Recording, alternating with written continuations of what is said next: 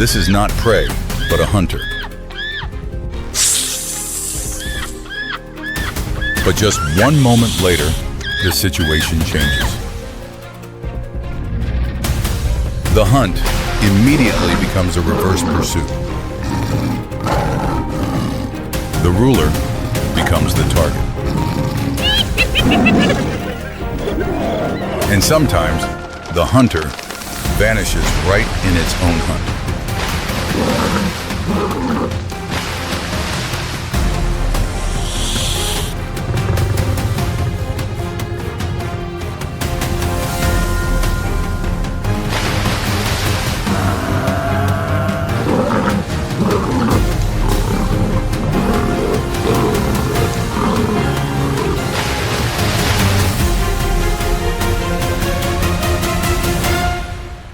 Brutal nature when the hunter becomes the hunted.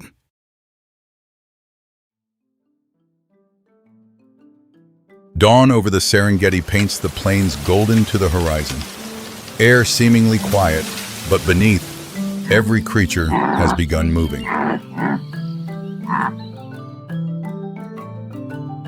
Every creature here lives under one law: hunt or be hunted.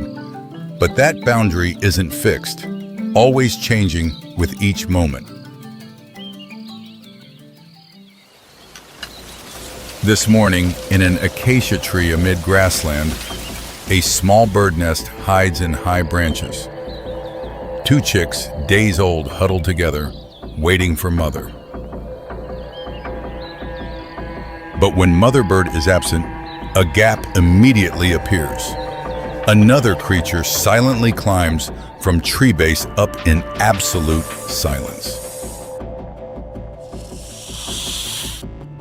Black mamba, over 2.5 meters long, among Africa's fastest snakes. Extremely powerful venom, but now it doesn't need to use it. Chicks cannot run. It presses close to nest edge, head entering inside, preparing to attack. Panicked chick cries immediately ring out, tearing morning silence.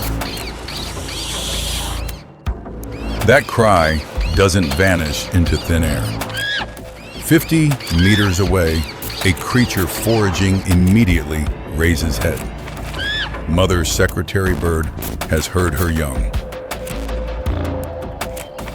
Secretary bird, over 1 meter tall, famous for snake hunting ability. Long stilt-like legs with hard talons create stomps with force 5 times body weight. It charges toward the acacia, long legs striding powerfully through grassland, wings beating hard, taking flight. It doesn't run but flies, reaching tree base in just seconds. It sees the snake right in the nest, head already in attack position.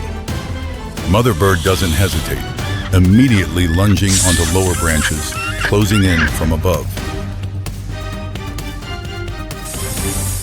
Mamba withdraws head from nest, opens mouth threatening, revealing characteristic black mouth interior.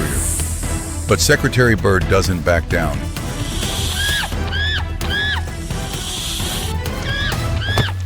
First stomp strikes down middle of snake body.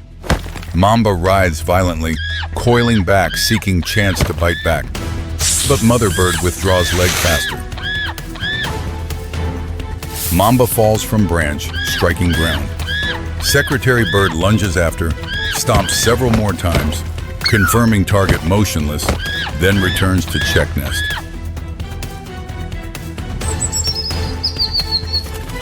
In just minutes, the hunter became prey. Mamba fallen under secretary bird's feet, speed and venom don't always beat precision and experience. But the reversal chain on the plains hasn't stopped there. At Serengeti's edge, the river is where advantage can vanish after just one wrong step. A male lion advances to riverbank. Dark brown mane, rippling muscles, over 200 kilograms of pure strength, only coming to drink after a long night.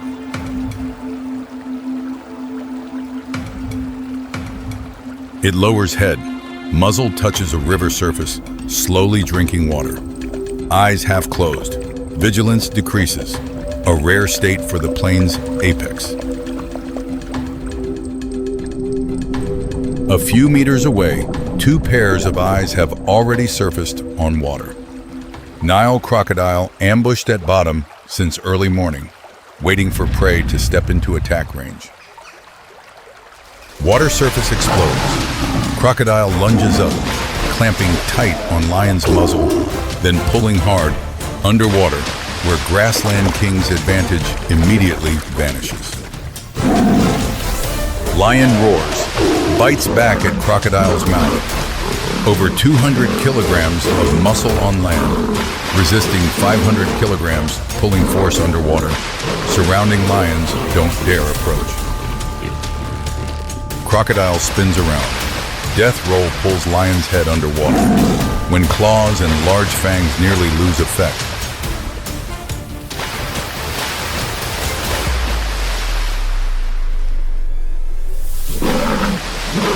But male lion isn't ordinary prey. It pulls crocodile to shallow water, front legs striking back at crocodile, beginning to find way to retreat onto shore. After over a minute of struggle, lion gets ashore, but crocodile still bites its tail. Lion jerks hard one last time, springs back onto shore. Only a bite clamping on empty air remains. Lion lies on shore, breathing heavily, muzzle torn. It stands turning back, walking away, understanding that every kingdom has borders.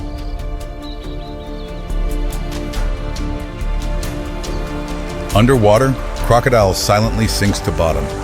Hunt failed, but that patient ambusher will still wait for next less fortunate prey.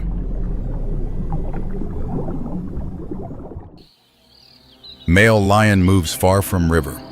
Brown mane long since dried, 200 kilograms still majestic. But blood scent spreading on a wind is signal opportunists won't miss. It stops amid grassland, lies down, licking wounds.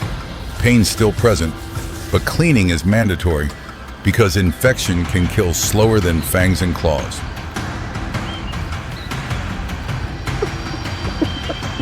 Not far away, spotted hyena pack, humped shoulders, has scented lion blood spreading on wind. This is both rare prize and revenge opportunity. Spotted hyenas have top bite force among carnivores, enough to crush buffalo bones. One individual cannot face male lion, but entire pack is different. Hyena pack advances, forming encirclement. Laughing sounds ring out like coordination signals. Male lion raises head, recognizing it's surrounded. It stands roaring loudly, brown mane bristling, displaying authority. But pain remains, and hyena pack recognizes this is an injured individual. They advance further. A few lunge biting hind legs, then retreat probing. Lion counterattacks, but bite misses due to pain. Hyena pack immediately recognizes that sluggishness. Others begin from behind, biting thighs and tail. Each time lion turns around, another direction gets attacked, making defense gradually collapse. Male lion resists fiercely.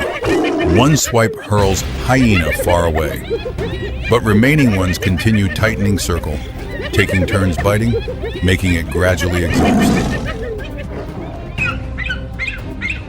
After minutes, lion slows, hind leg buckles slightly. Hyena pack recognizes advantage. Laughing sounds intensify. Attack rhythm faster. Ending approaching. Then another roar tears through space, deeper and stronger. Entire hyena pack immediately freezes, turns looking toward grassland.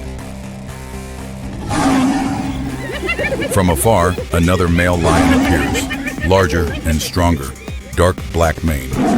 It charges straight into formation, breaking encirclement, forcing hyena pack to immediately reassess situation. Black-maned male lion swipes nearest hyena, making it tumble. Next strike tears shoulder of one biting injured lion. Hyena pack immediately breaks formation. Entire pack turns, retreating, no longer maintaining coordination. Injured one runs slower. In an instant, battle completely reverses. Two male lions stand close together. Injured one breathing heavily, bites overlapping. The other vigilantly surveys surroundings. Alliance helps them overcome all dangers. On the plains, size creates advantage, but alliance is the factor determining long-term survival ability. In Africa, crocodiles are lords underwater. But across the Atlantic, in South America's Pantanal wetlands, relationship between big cats and reptiles operates differently. In shallow water area, caiman crocodile sunbathes.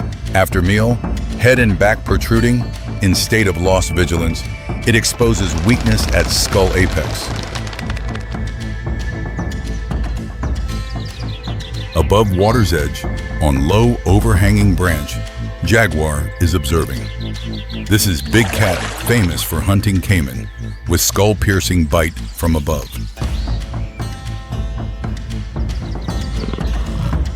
Weighing over 100 kilograms, Jaguar possesses bite force superior to body size, enough to pierce turtle shell and caiman skull.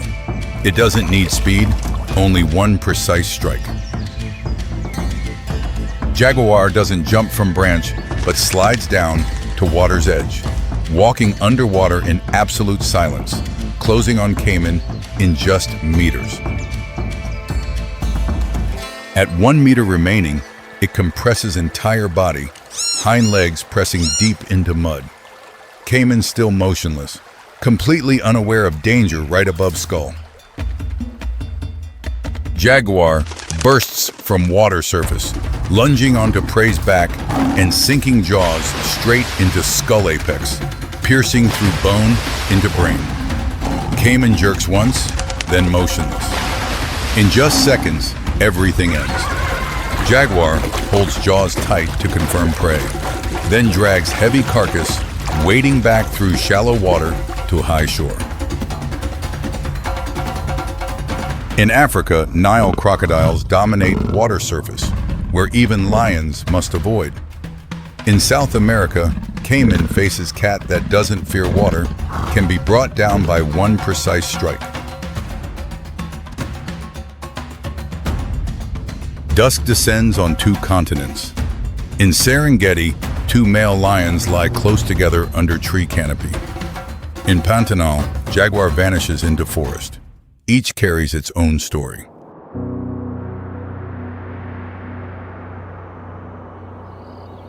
In nature, every reversal begins with one small mistake: choosing wrong position, wrong timing, or wrong opponent. On the plains, there's no absolute ruler. Lions strong on land but weak underwater. Crocodiles dominate rivers but inferior on shore. Mamba fastest still loses to secretary bird. Hyenas strong jaws but lose to lion alliance. And that cycle never stops. Tomorrow morning, another individual will try its luck again, and just one small deviation is enough to create different outcome. Survivors continue moving. Secretary bird protects nest. Lions rest under canopy. Jaguar hides on high branch. Hyenas return to pack with still fresh wounds. Dusk gradually fades over Serengeti. Cricket sounds replace bird calls. Wind carries scent of wet grass. River shifts from orange to purple, yielding to night.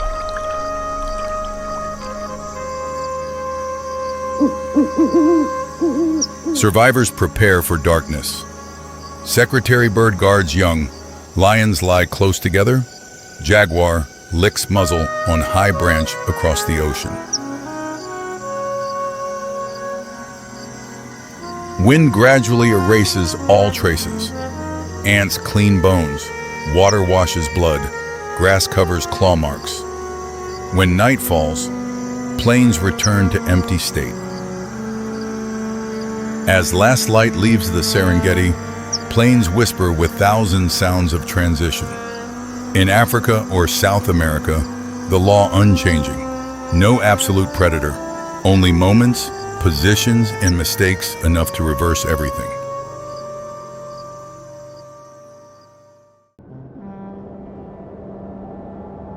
Dawn at the Okavango Delta. Golden light spreads across the grassland. The air is bitterly cold. A howl rings out, followed by a series of calls. Not wolves, not hyenas, but African wild dogs, Lycaon pictus, the most dangerous hunters of the savannah. Tricolored fur of black, white, and yellow. No two are alike. Large rounded ears, 4 toes instead of 5. Evolution has created the perfect hunting machine. But the true strength lies not in the individual, but in the pack. 12 dogs, 1 family, 1 army.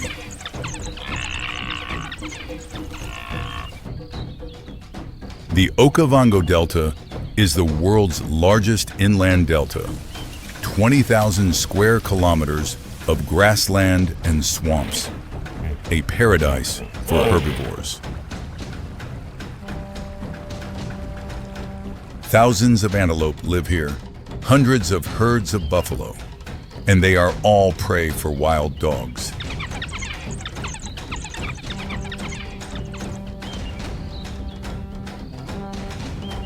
But the savannah is also home to the rulers, lions and cheetahs.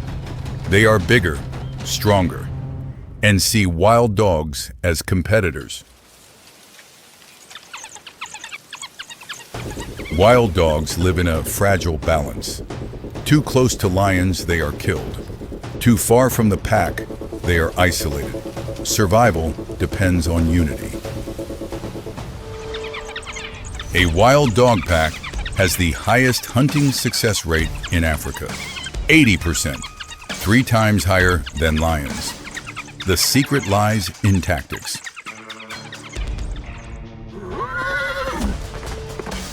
They don't ambush, don't stalk, they chase. Speed of 65 kilometers per hour, sustained for 5 continuous kilometers. The pack has spotted prey, a female antelope, 200 meters away. They stop, assess, plan.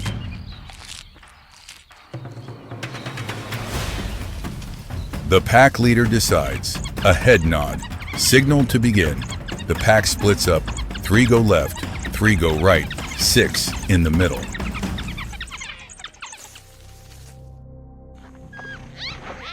This is the encirclement tactic. No words, no calls, only perfect coordination. Each dog knows its role.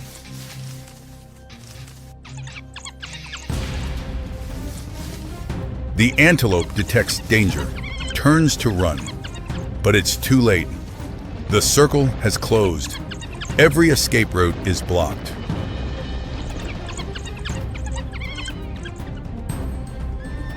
The chase begins. 65 kilometers per hour. The antelope is agile, but wild dogs have endurance. They don't give up. The pack leader bites the hind leg. The antelope staggers. The second dog jumps up, bites the belly. Within 30 seconds, it's all over. Not cruel, not prolonged. Wild dogs kill quickly and efficiently. That is nature's way.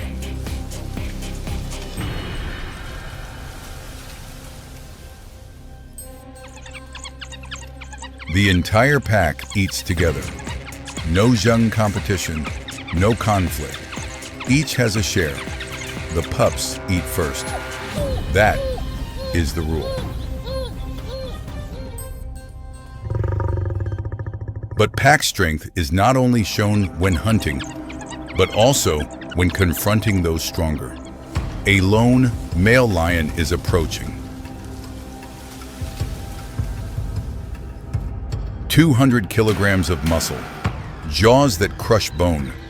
One wild dog has no chance. But this isn't one dog, this is 12 dogs.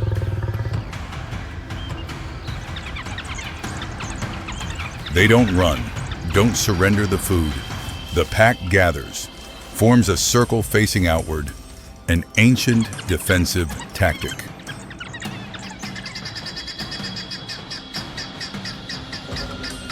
The lion stops, assesses the situation.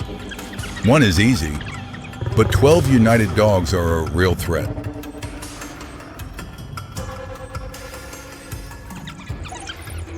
The wild dogs begin to counterattack, calling in unison, moving toward the lion without fear. This is their territory.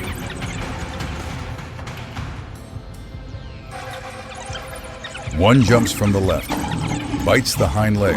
The lion turns, but another attacks from the right. Encirclement tactics.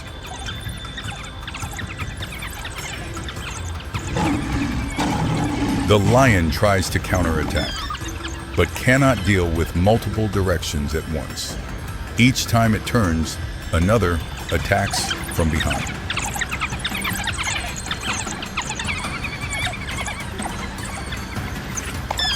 Bites accumulate, hind leg injured, rump bitten. The lion no longer has strength to attack, only to defend. The lion understands it has lost, turns back, retreats, limps away. 12 wild dogs have defeated the ruler of the savannah.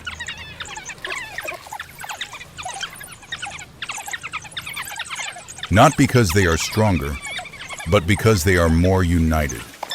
In nature, unity is absolute strength.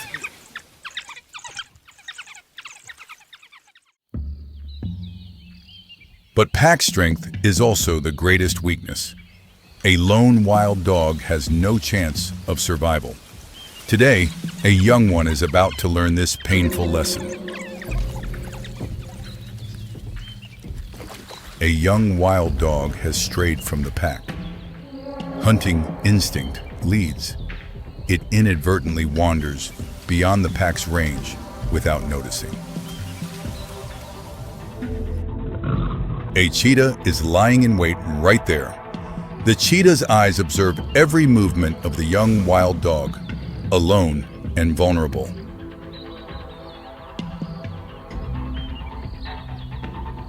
The cheetah is a speed hunter.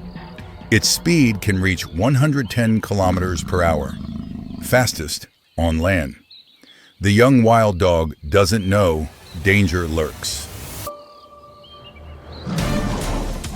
The cheetah suddenly bursts from the bushes, like lightning. The young wild dog turns, but it's too late. The whole pack immediately rushes to rescue it.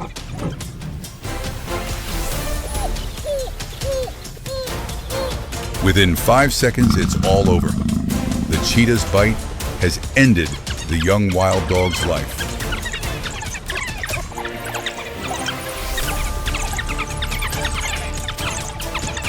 A weak cry for help rings out. The pack hears it. Some have rushed to save it, but it's too late.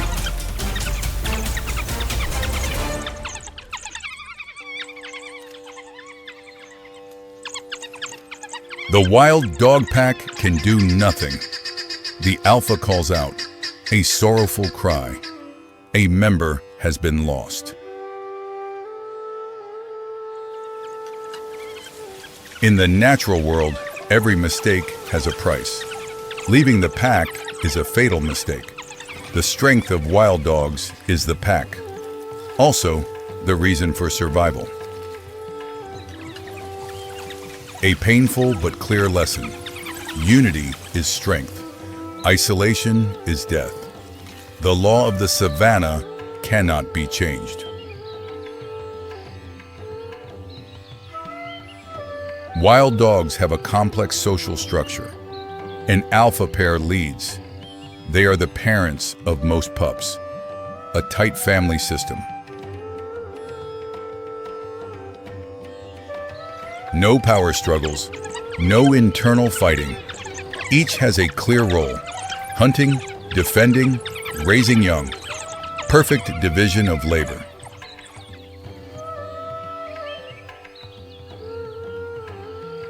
When hunting, they never act spontaneously. Every hunt has a plan. Observe, assess, assign, execute.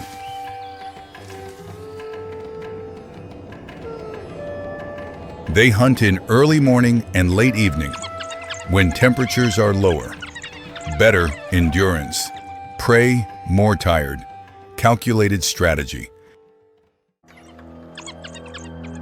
Today the target is a buffalo calf, 150 kilograms, 10 times larger than a wild dog, but it's separated from the herd.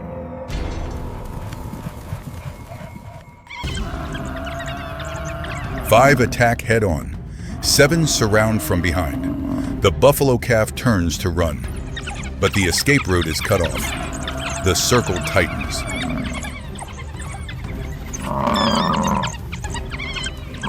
One bites the leg, one bites the belly, one bites the ear. The buffalo resists, but cannot fight attacks from 12 directions.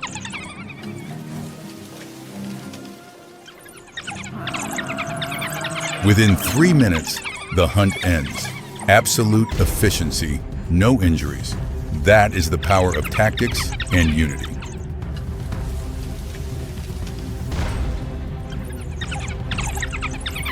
But success always brings danger.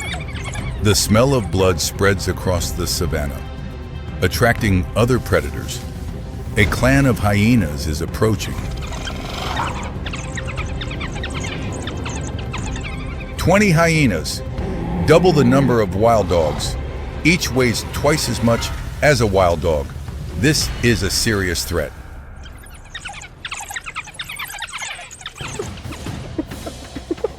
Wild dogs must choose, fight or retreat. The alpha assesses. The numerical difference is too great. The decision is to retreat. They abandon the food without hesitation. Survival is more important than one meal. The savannah always has other prey, but the pack cannot be replaced. This is the law of the savannah. Not the strongest survive, but the wisest. Knowing when to fight, knowing when to retreat.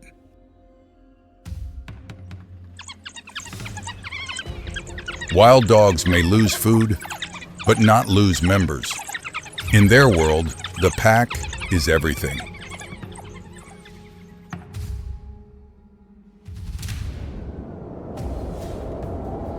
The sun sets over Okavango. The wild dog pack gathers to rest. Another day survived. Another day united.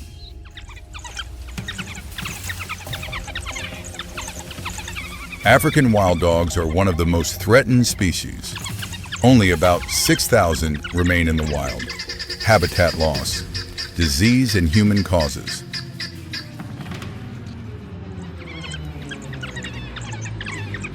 But they still exist, not because they're the strongest, but because they're the most united. In the pack, each individual becomes stronger. They prove that in nature, cooperation is stronger than competition, unity stronger than isolation, family stronger than individual. Tomorrow, they will hunt again, face danger again, protect each other again, because that is the only way to survive.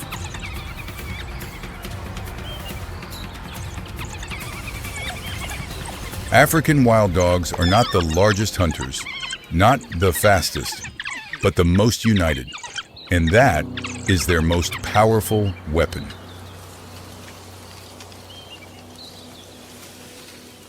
On the African savannah, lions are kings, cheetahs are speed, but wild dogs are the lesson about the power of unity.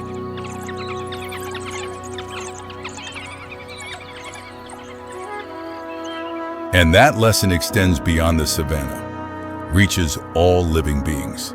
Together, we are stronger.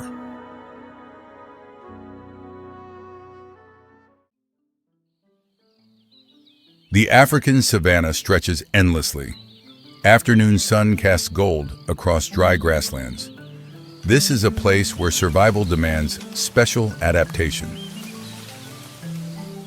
Daytime temperatures exceed 40 degrees. Water sources are scarce. Predators lurk everywhere. Only the strongest species survive.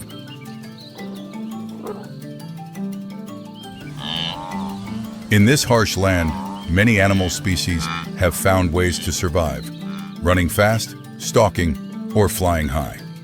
But one species chose its own path.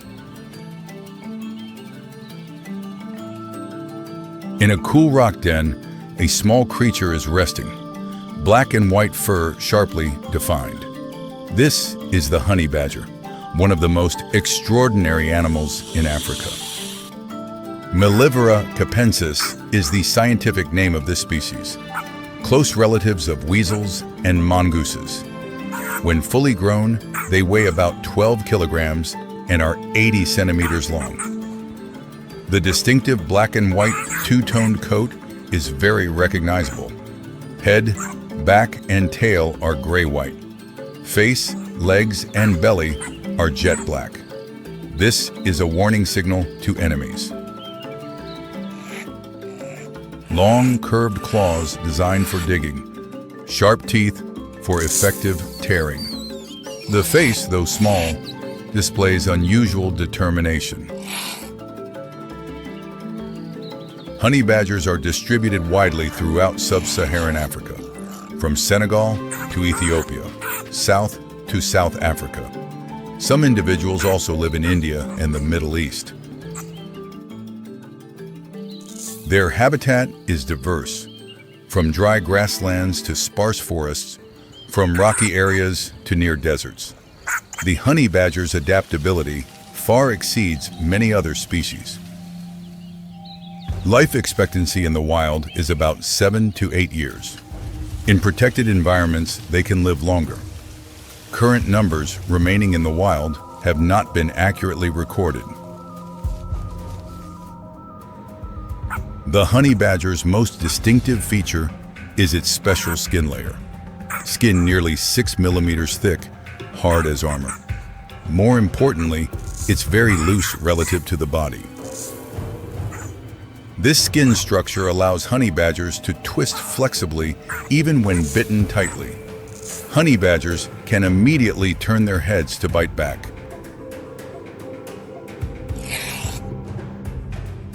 This skin layer can resist arrows, spears, even fangs. This is the result of thousands of years of evolution in a dangerous environment.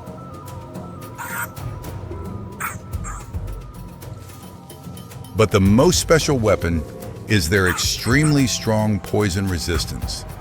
Their immune system can neutralize the venom of many dangerous snake species. Special antibodies in honey badger blood can neutralize cobra venom.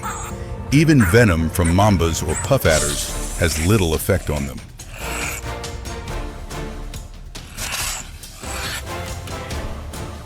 If bitten by a venomous snake, honey badgers may lose consciousness, but after only about 2 hours, they will wake up as if nothing happened. After recovery, they usually return and eat the very snake that just bit them. This behavior demonstrates this species' steadfast hunting instinct.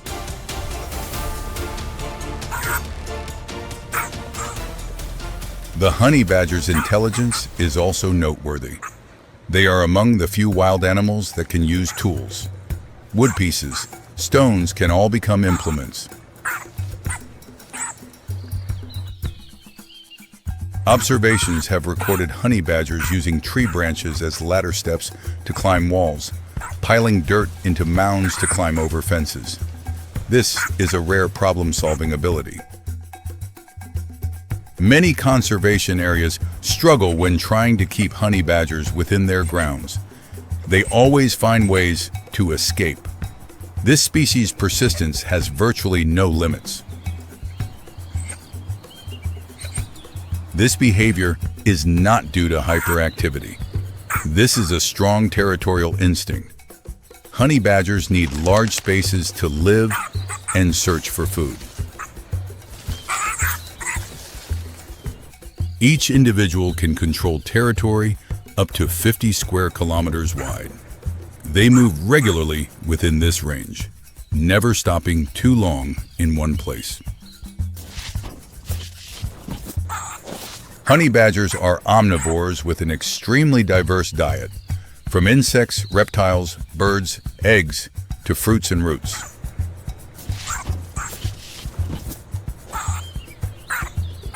Their favorite food is bee larvae and honey. The English name honey badger comes from this. They're willing to face danger to get food.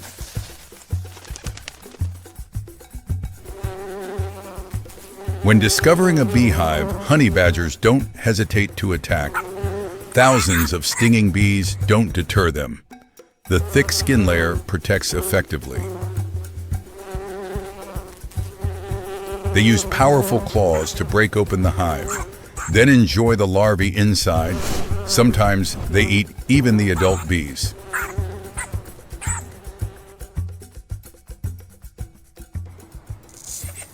The honey badger's sense of smell is very developed. They can detect prey 30 centimeters underground, helping them find turtle eggs and animal burrows.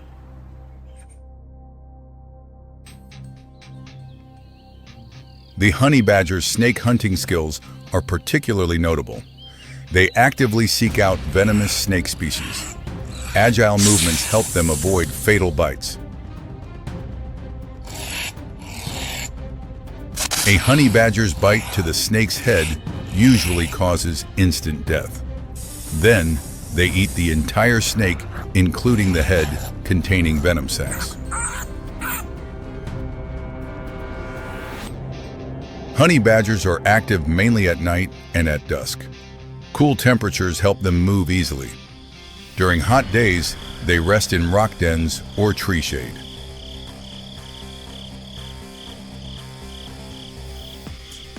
Their vision is not strong, but combined with acute smell and hearing, they hunt effectively even without moonlight.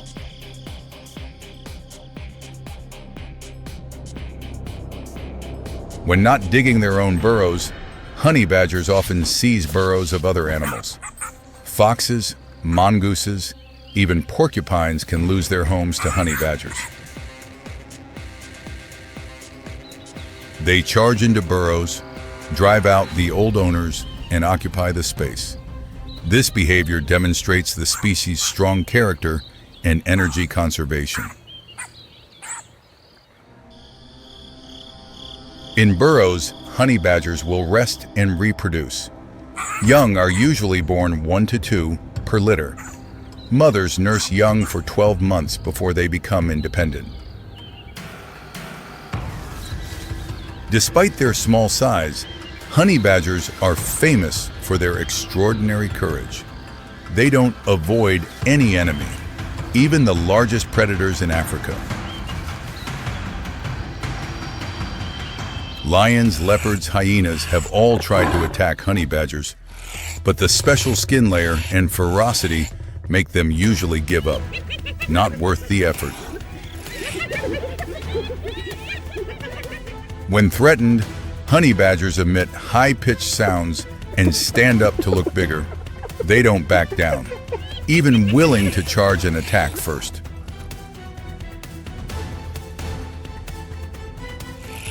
There are cases of a single honey badger chasing an entire pride of lions away from prey. This determination is a survival strategy proven effective. Most predators don't want to waste energy on difficult prey like honey badgers. They seek easier targets.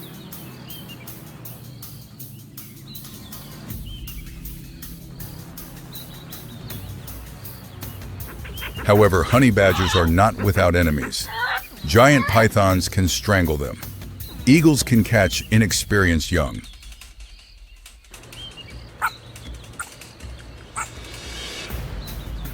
Besides hunting, honey badgers are also environmental cleaners.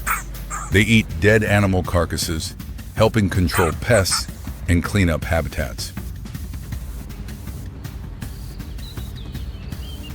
Honey badgers also play an important role in controlling venomous snake populations. Regular snake hunting helps balance the ecosystem.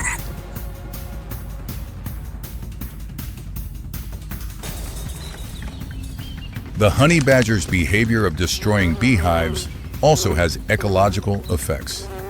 Many insect species and small birds benefit from destroyed hives.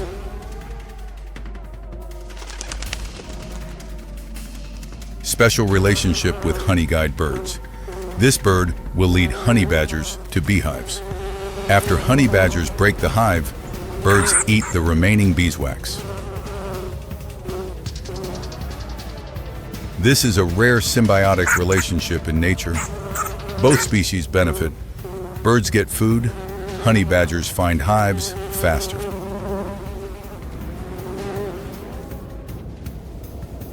However, this relationship is gradually decreasing due to shrinking habitat. Both honey badgers and honey-guide birds need large spaces to survive.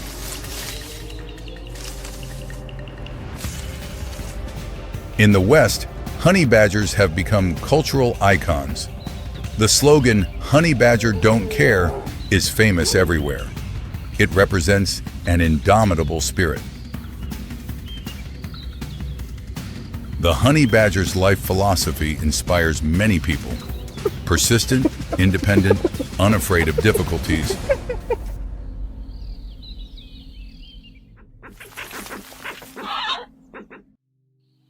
Despite their tough exterior, honey badgers are also creatures that need protection. Their habitat is gradually shrinking due to expanding farming and livestock. Farmers sometimes hunt honey badgers because they attack poultry. Poisoning and trapping also threaten the species' numbers.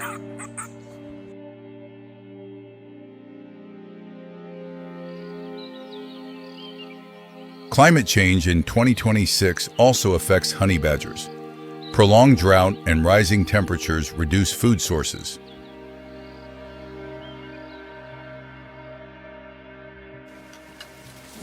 Conservation organizations are researching to better understand honey badgers, monitoring movement, behavior, and their ecological needs.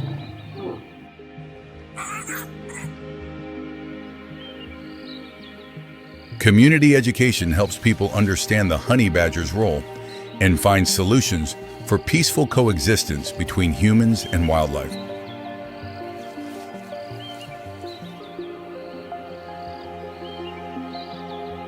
Honey badgers are an indispensable part of the African savannah. Their presence is a sign of a healthy ecosystem.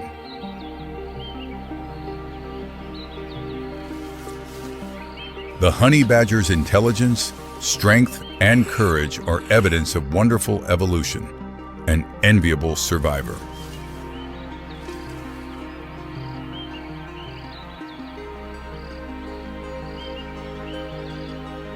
In the challenging natural world, they never give up, never stop finding ways to survive.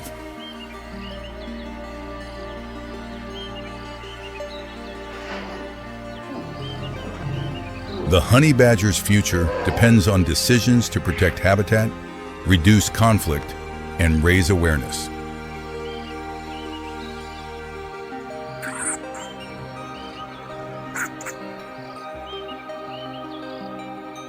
Honey badgers remind us that strength doesn't come from size. It comes from determination, from adaptability, and from relentless persistence. In the ever-changing natural world, honey badgers will continue to survive, as long as we give them the opportunity.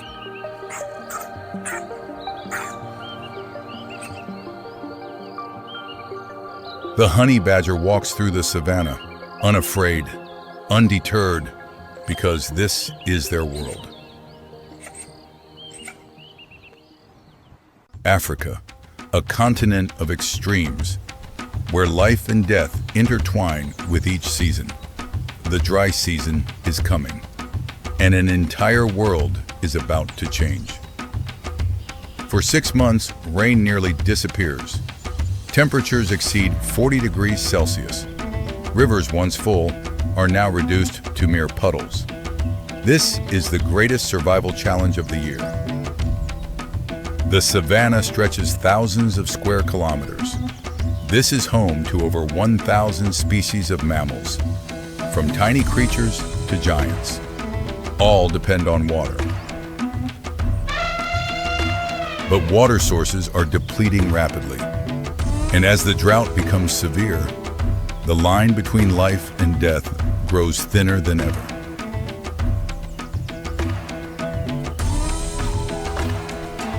Acacia trees are symbols of the savannah. They have evolved over millions of years to survive in these harsh conditions. Their roots can reach depths of 40 meters to find groundwater. The baobab tree, also called Africa's water bottle, can store up to 120,000 liters of water in its trunk. Its thick bark helps retain moisture throughout the long dry season. Savannah grass doesn't die, it only sleeps. Leaves droop down, green fades to golden brown. They wait, conserving every drop of water until the rains return.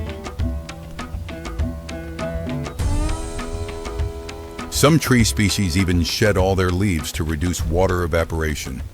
This isn't death. This is a survival strategy deeply encoded in their genes.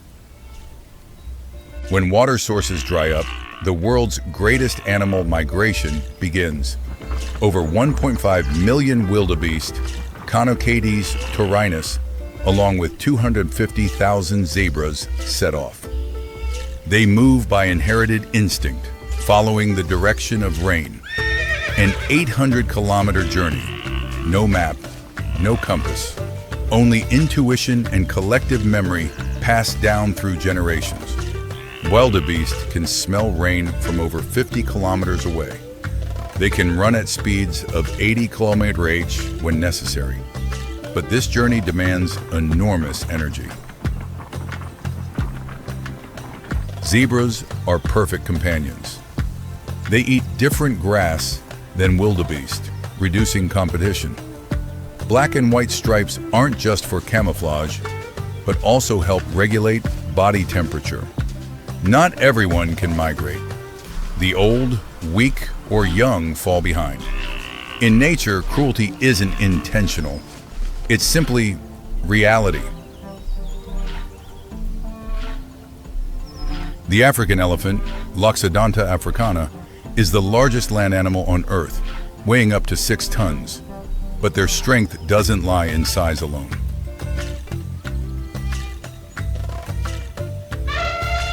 Elephants have remarkable memory. They remember the locations of waterholes that persist through multiple dry seasons. Herds are led by older females, carrying a lifetime of accumulated knowledge. When finding a dry riverbed, elephants begin their work. Using feet and trunks, they dig deep into the sand, creating water holes. Groundwater slowly seeps up. These water holes don't just serve elephants. After elephants drink and leave, dozens of other species will arrive.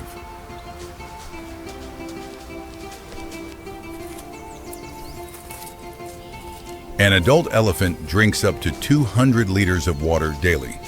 They also consume up to 150 kilograms of vegetation. During the dry season, elephants can walk over 30 kilometers each day to find enough food and water.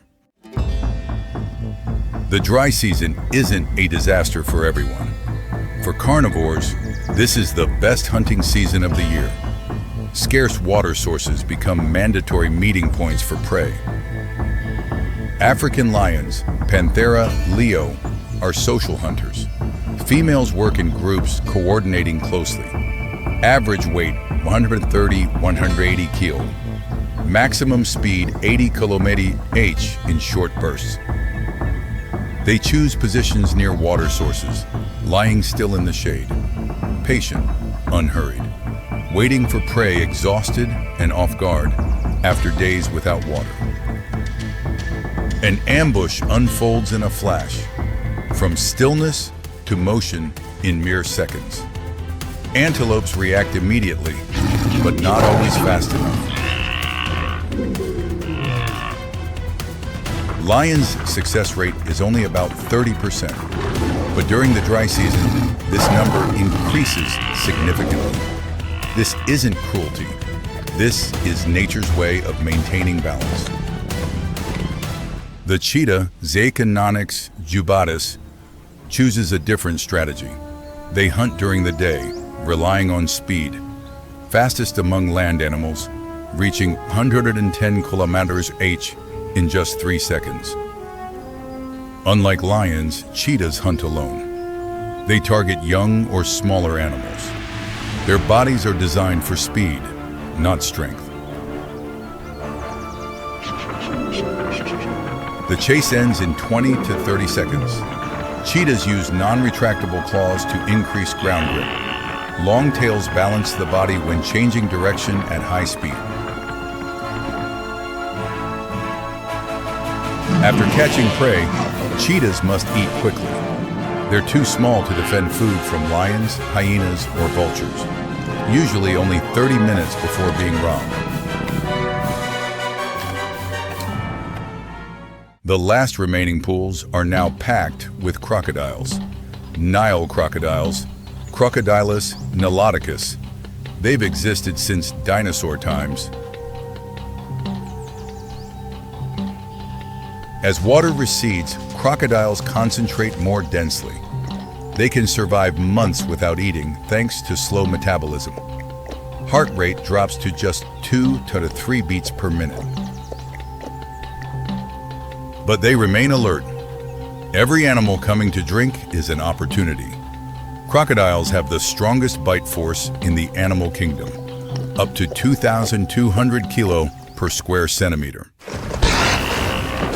The attack happens suddenly, from complete stillness to extreme violence in an instant. Crocodiles use powerful tails to lunge forward, jaws snapping shut in 1/140th of a second. Not every attack succeeds. Many prey escape through quick reflexes or luck. Crocodiles return to their original position, waiting once again. What remains after predators' meals isn't wasted. Hyenas, then vultures. Layers of animals clean up in hierarchy. Nothing is overlooked. Even beetles, ants, bacteria, all play their roles. Nutrients return to the soil, nourishing grass. Grass feeds herbivores. The circle continues. The dry season isn't just a challenge. It's nature's filtering tool. Weak individuals are eliminated. Strong genes are passed on. Populations become healthier. Spotted hyenas, crocuta also benefit from this season. They're not just scavengers. With a bite force of 1/100 kilo, they can crush bones, digesting what remains. After months of waiting, the sky changes. Dark clouds gather on the horizon. The air becomes humid, heavy. Animals sense something is coming. The first raindrops fall, touching parched earth, creating the distinctive smell of wet soil.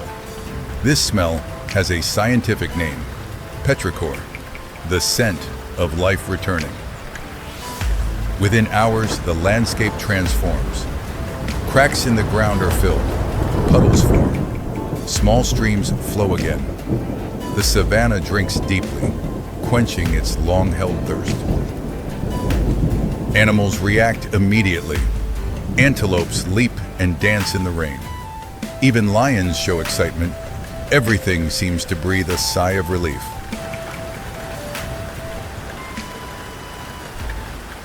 Within a week, grass begins to sprout. Small green shoots pierce through the dry soil. Trees put out new leaves. Green returns after months of absence. Insects appear first.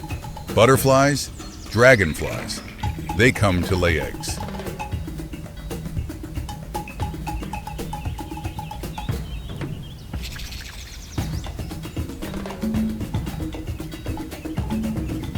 Migratory birds return from afar. They know this is the best time to breed. Food is abundant. Water is plentiful. Ideal conditions for raising young. Herbivores no longer need to migrate far. Food sources return. Young are born during this time. Survival rates are much higher than during the dry season. The rainy season will last about 6 months. Then, the sun will rain again. Clouds gradually disperse. Temperatures rise once more. And the cycle will repeat from the beginning. Africa's savanna has existed like this for millions of years. Dry and rainy seasons alternating, creating the rhythm of life. Without drought, there would be no ecosystem as we know it today. The dry season tests, the rainy season heals. This is the law of this land. And every creature here carries within them the instinct to survive through both seasons. But African nature has survived many trials. It has remarkable recovery abilities, if given the chance.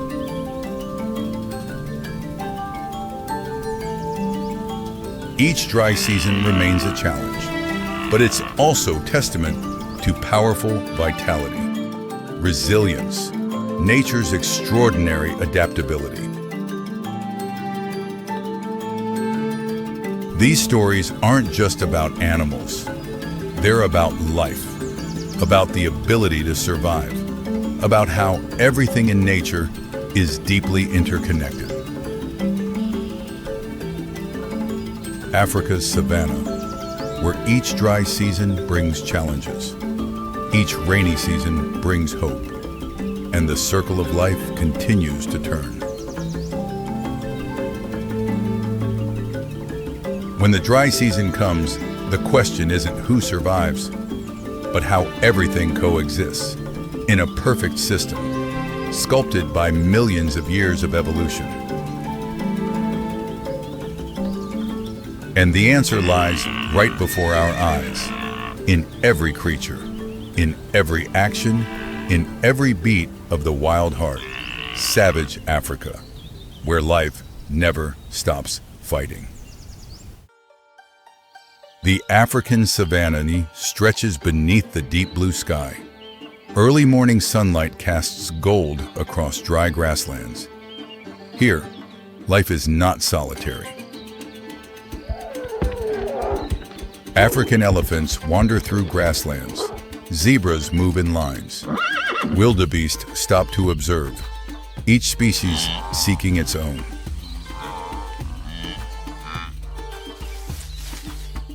Cattle egrets perch on hippobacks. Oxpecker birds cling to zebra skin. These small moments tell a larger story.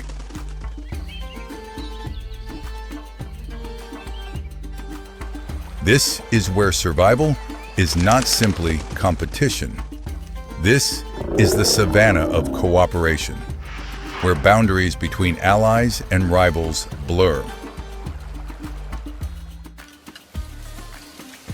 Panthera leo, lions, apex predators of the savannah, with spotted hyenas possessing jaws with the strongest bite force among carnivores. These two species often steal prey from each other, but sometimes the boundary between enemy and ally becomes ambiguous when both target the same goal. An old buffalo walks alone, weighing nearly 800 kilograms, too large for a single hunting group, but not when two forces appear together. Lions advance from the east, hyenas from the west. Not a deliberate plan, just a coincidence of survival instinct.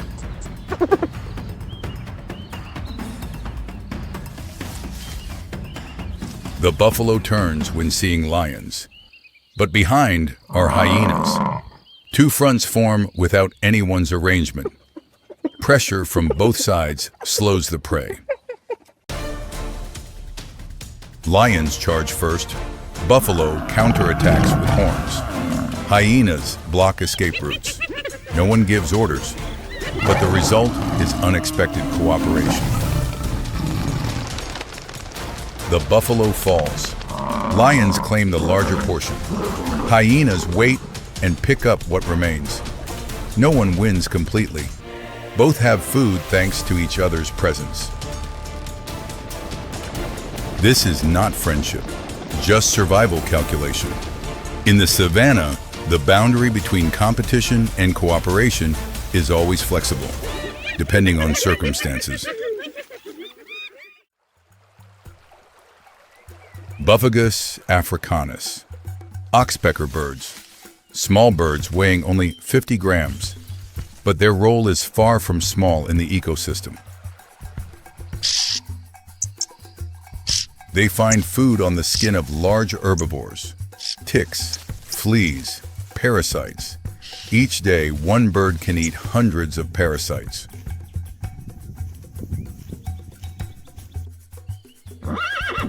Zebras, bodies with distinctive stripes. Their skin is home to many parasite species. Oxpecker birds are effective cleaning partners. Birds perch on backs, heads, necks, even zebra ears. They move freely working, trust built over time.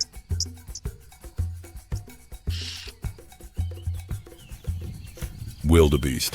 They also carry parasites on their skin. Oxpecker birds don't select hosts. As long as there's food, they'll come.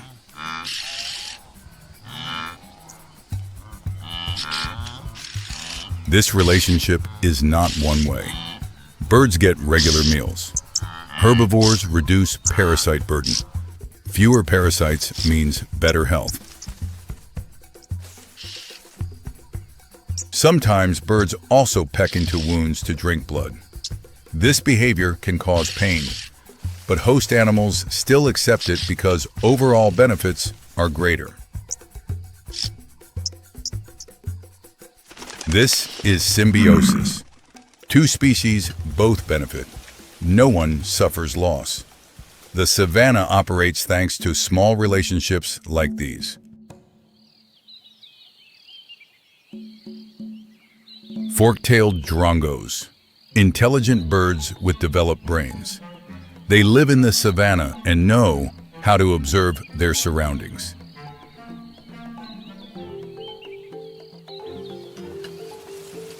Meerkats live in underground groups.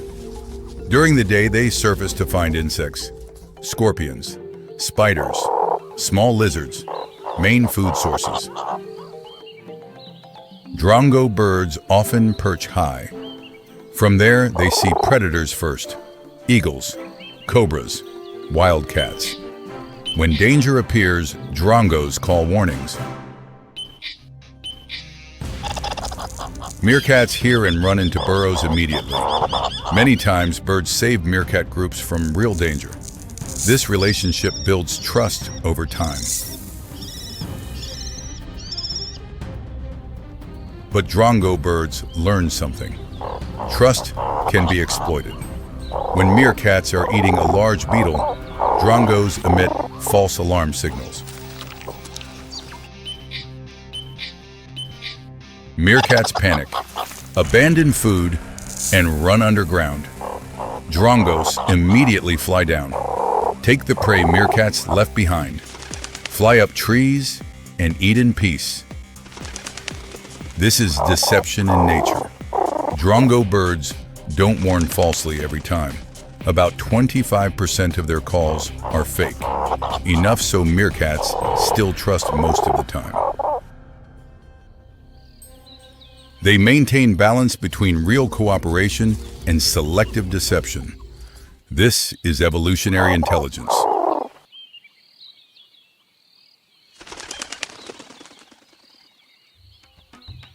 African elephants, currently the largest land animals with weight up to 6 tons. Trunks over 2 meters long are wonderful multi-purpose tools. Dry season extends. Many species thirst for water, but groundwater remains beneath hard, dry earth. Elephants use trunks and feet to dig deep. They dig holes nearly 1 meter deep. Groundwater slowly rises. Elephants drink first, but after they leave, water holes aren't abandoned.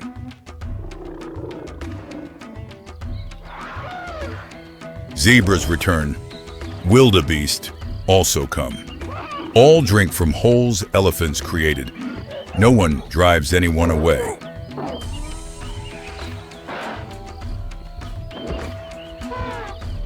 Elephants don't dig holes for other species. They do it for themselves. But this action benefits the entire community.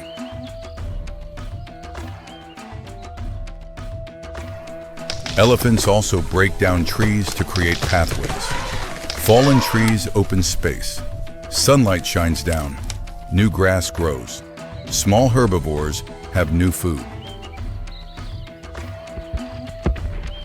During migration season, elephants lead. They know routes from previous generations. Zebras and antelope follow. Paths elephants open make movement easier. Elephants don't know their role, but their presence shapes the entire savannah. Other species live better thanks to elephants.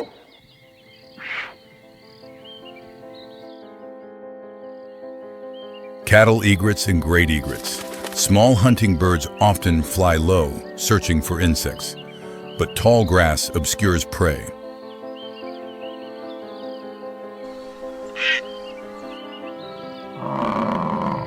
African buffalo, weighing nearly 800 kilograms.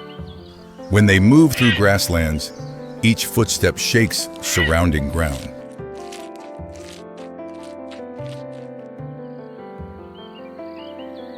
Grasshoppers, mice, they avoid buffalo. Egrets wait ready. They catch fleeing prey, easy food without much effort.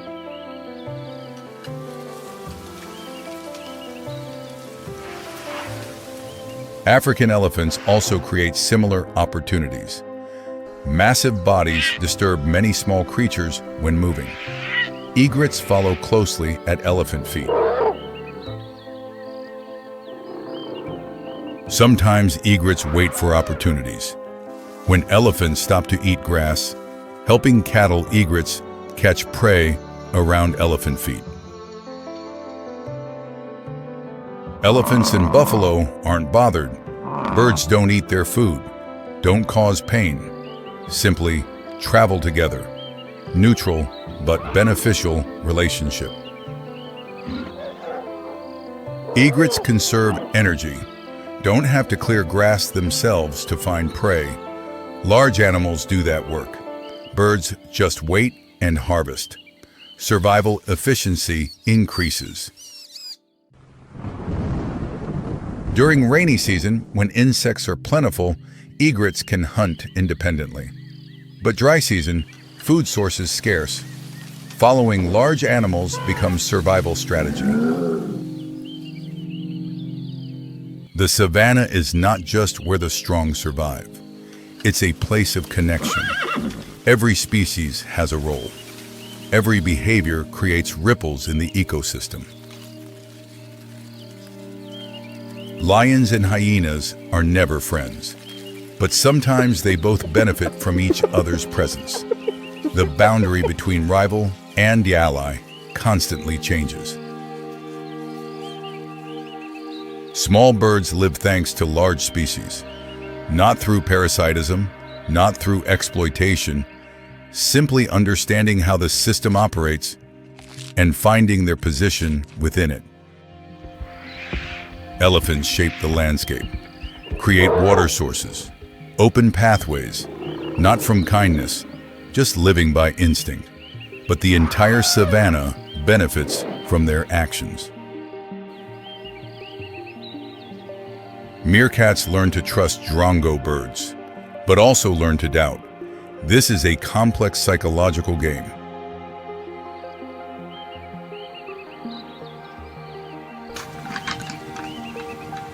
These relationships aren't written in genes. They form over thousands of generations, continuously adapting and evolving.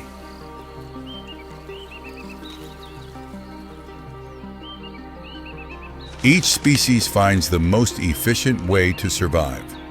Sometimes that path leads to cooperation, sometimes to competition.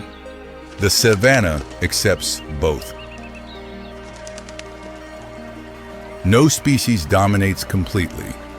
No species exists independently. All are part of a larger network, the network of life. The year 2026.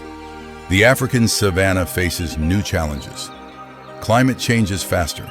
Dry season lasts longer. Water sources more scarce. Humans expand cultivation. Roads cut across migration routes. Living space shrinks each year. Species forced to adapt faster than ever. Cooperative relationships become more important. Elephants dig water not just for themselves, but for the entire community in crisis.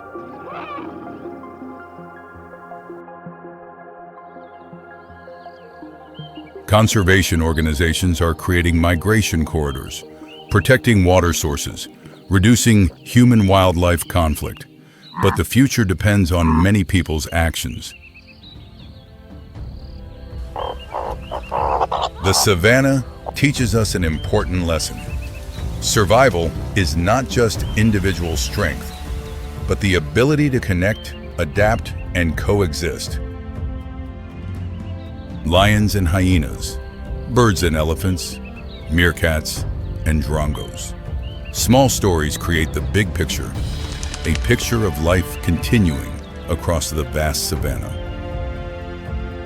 End-of-day light casts gold across grasslands.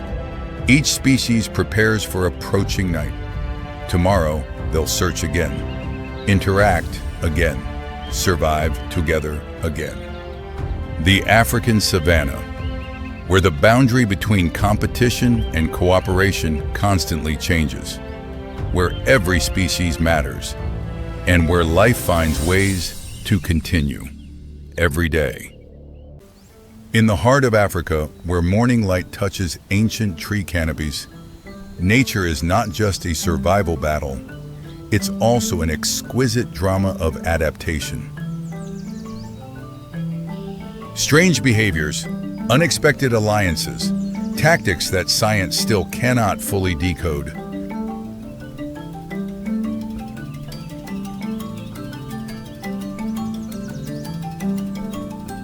From tropical rainforests to arid grasslands, life has evolved along complex paths that humans have only begun to observe and understand.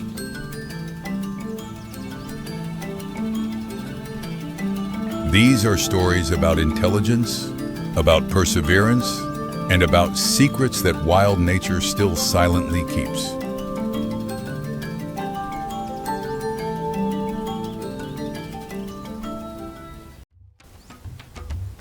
In Queen Elizabeth National Park, Uganda, there's a phenomenon that even zoologists were once surprised by.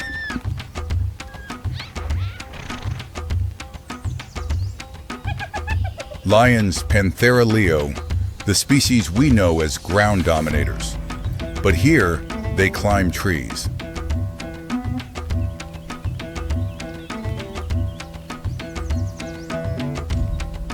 Not just a few individuals, but entire prides. They lie draped across thin branches over 5 meters above ground.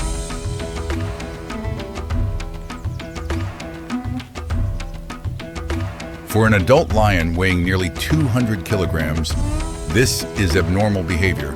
So why do they do this?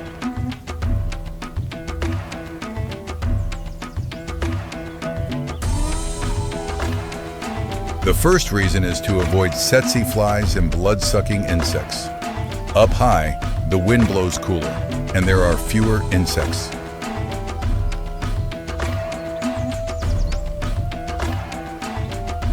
The second reason is observation. From elevated positions, lions can see prey from afar and monitor competing rivals.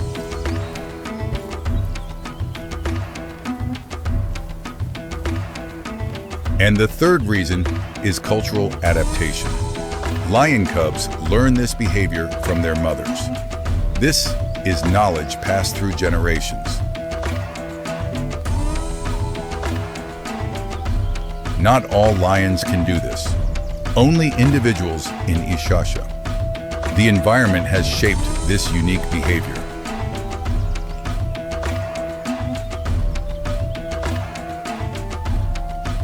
Lions lying in trees, looking down at the world below, like kings without thrones, but still ruling.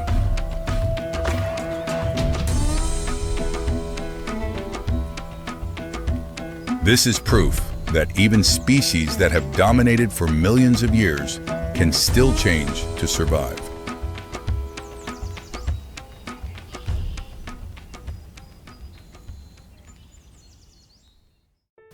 In the heart of Africa and South America, where rivers can disappear completely, there's a miraculous creature called the lungfish.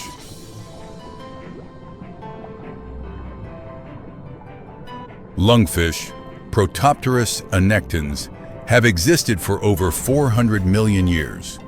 They are living fossils of evolution.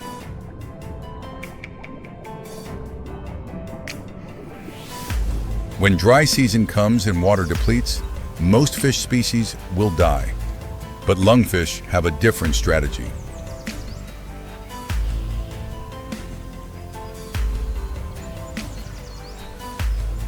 They dig a burrow in mud, curl up, and begin secreting a mucus layer surrounding their body.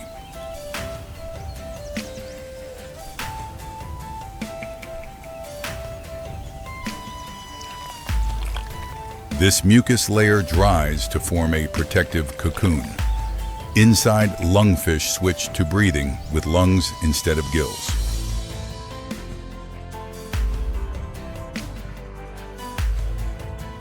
This state is called estivation. Heart rate slows. Metabolism reduces to minimum levels. They can survive like this for many years.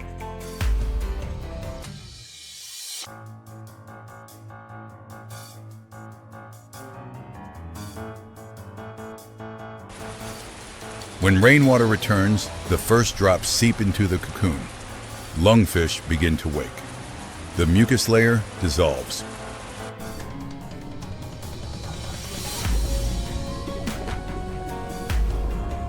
Within hours, the fish can swim again, as if time never passed. This is absolute survival ability.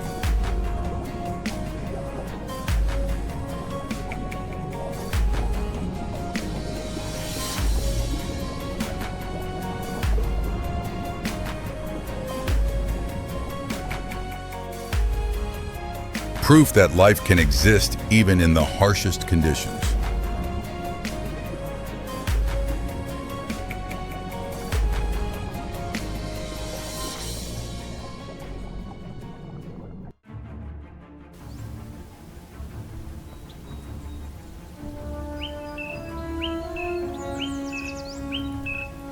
In the Miombo forests of southern Africa, a strange relationship has existed for thousands of years. It's the symbiosis between honey-guide birds and honey badgers. Honey-guide birds, indicator, are small birds with gray-brown plumage, but their abilities far exceed that modest appearance. They can locate wild beehives from hundreds of meters away, but alone, honey-guide birds cannot break through the hard shell of beehives.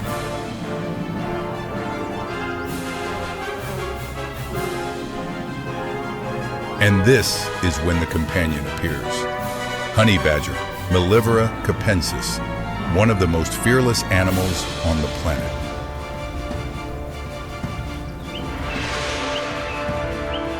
When honey-guide birds emit their distinctive calls, honey badgers understand that honey is nearby.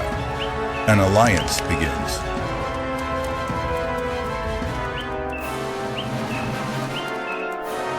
Birds fly from branch to branch, continuously signaling directions.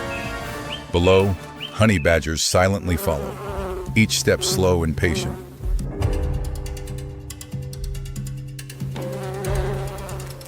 Upon reaching the hive, honey badgers use extremely strong claws to tear apart the protective layer. Their thick skin is barely affected by stings.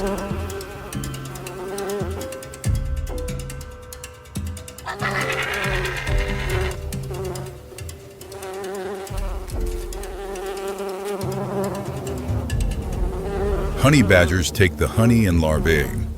Honey-guide birds wait, and when honey badgers leave, they eat the remaining beeswax pieces. For honey-guide birds, beeswax is a valuable nutrient that few bird species can digest. This is the reward for cooperation. A wordless alliance passed down by instinct has existed long before humans began observing and recording. On the vast grasslands of Africa, a pack of wild dogs is preparing for a hunt, but not immediately. African wild dogs, Lycaon pictus, are excellent hunters with success rates up to 80%. Before each hunt, they organize a social gathering. Individuals run around each other, touch muzzles, create excited sounds. But the most notable thing is not the calls, but the sneezes. And this is not random.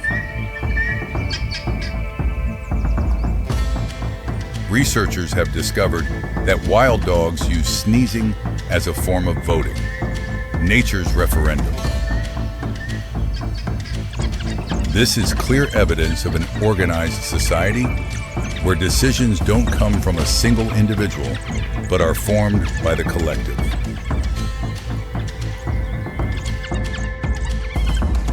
When enough votes are collected, the wild dog pack immediately switches to action, racing into grasslands at speeds reaching 60 kilometers per hour.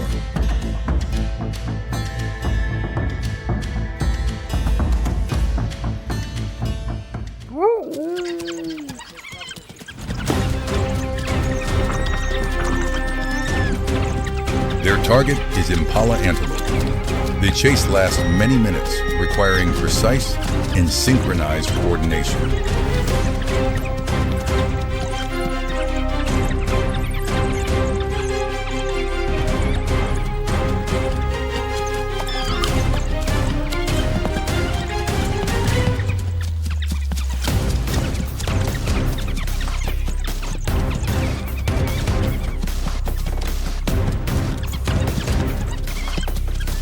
No individual acts alone. Each assumes a specific role. This is the power of consensus.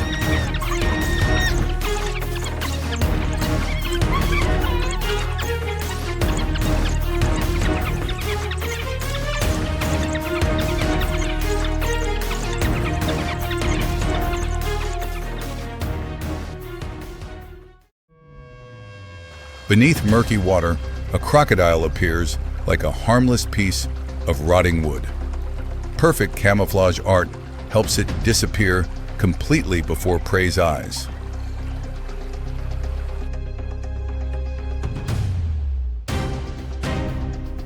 Bats swoop down to the river surface to drink. They don't know that hundreds of pressure-sensing organs on crocodile skin are silently tracking.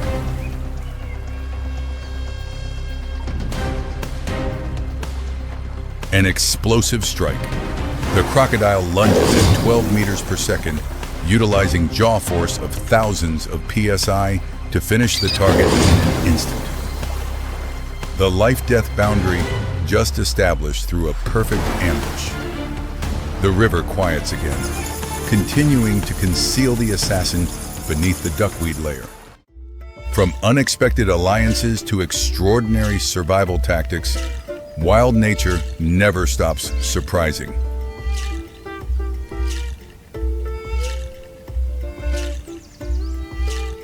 These strange behaviors are not abnormalities.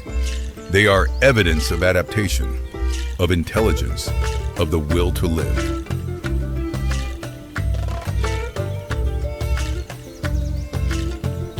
Each species carries its own story, and each creature holds an irreplaceable role in the grand picture of life on Earth.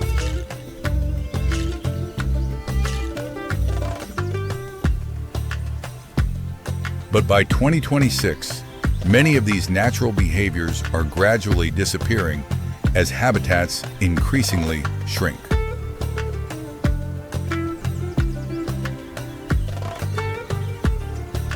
Conservation is not just preserving species. It's preserving unique behaviors, knowledge passed through generations.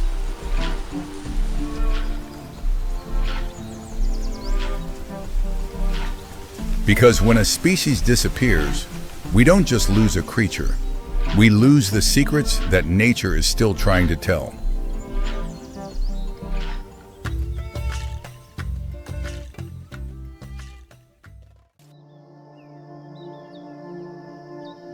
The Masai Mara grasslands at dawn, at the edge of the plains, where farmland meets wilderness, a female cheetah lies vigilantly. This is Nira, and her story is not easy.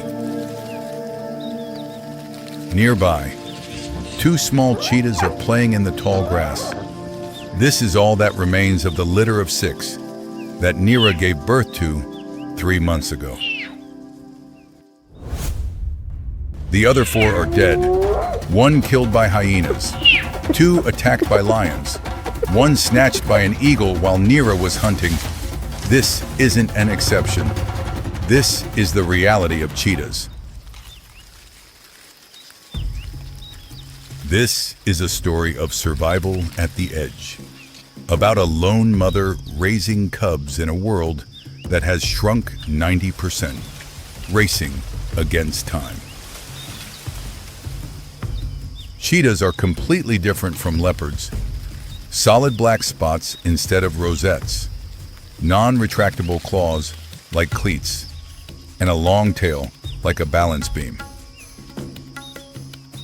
Everything designed for one purpose: speed. From 0 to 70 kilometers per hour in just 2 seconds. Maximum can reach 110 kilometers per hour.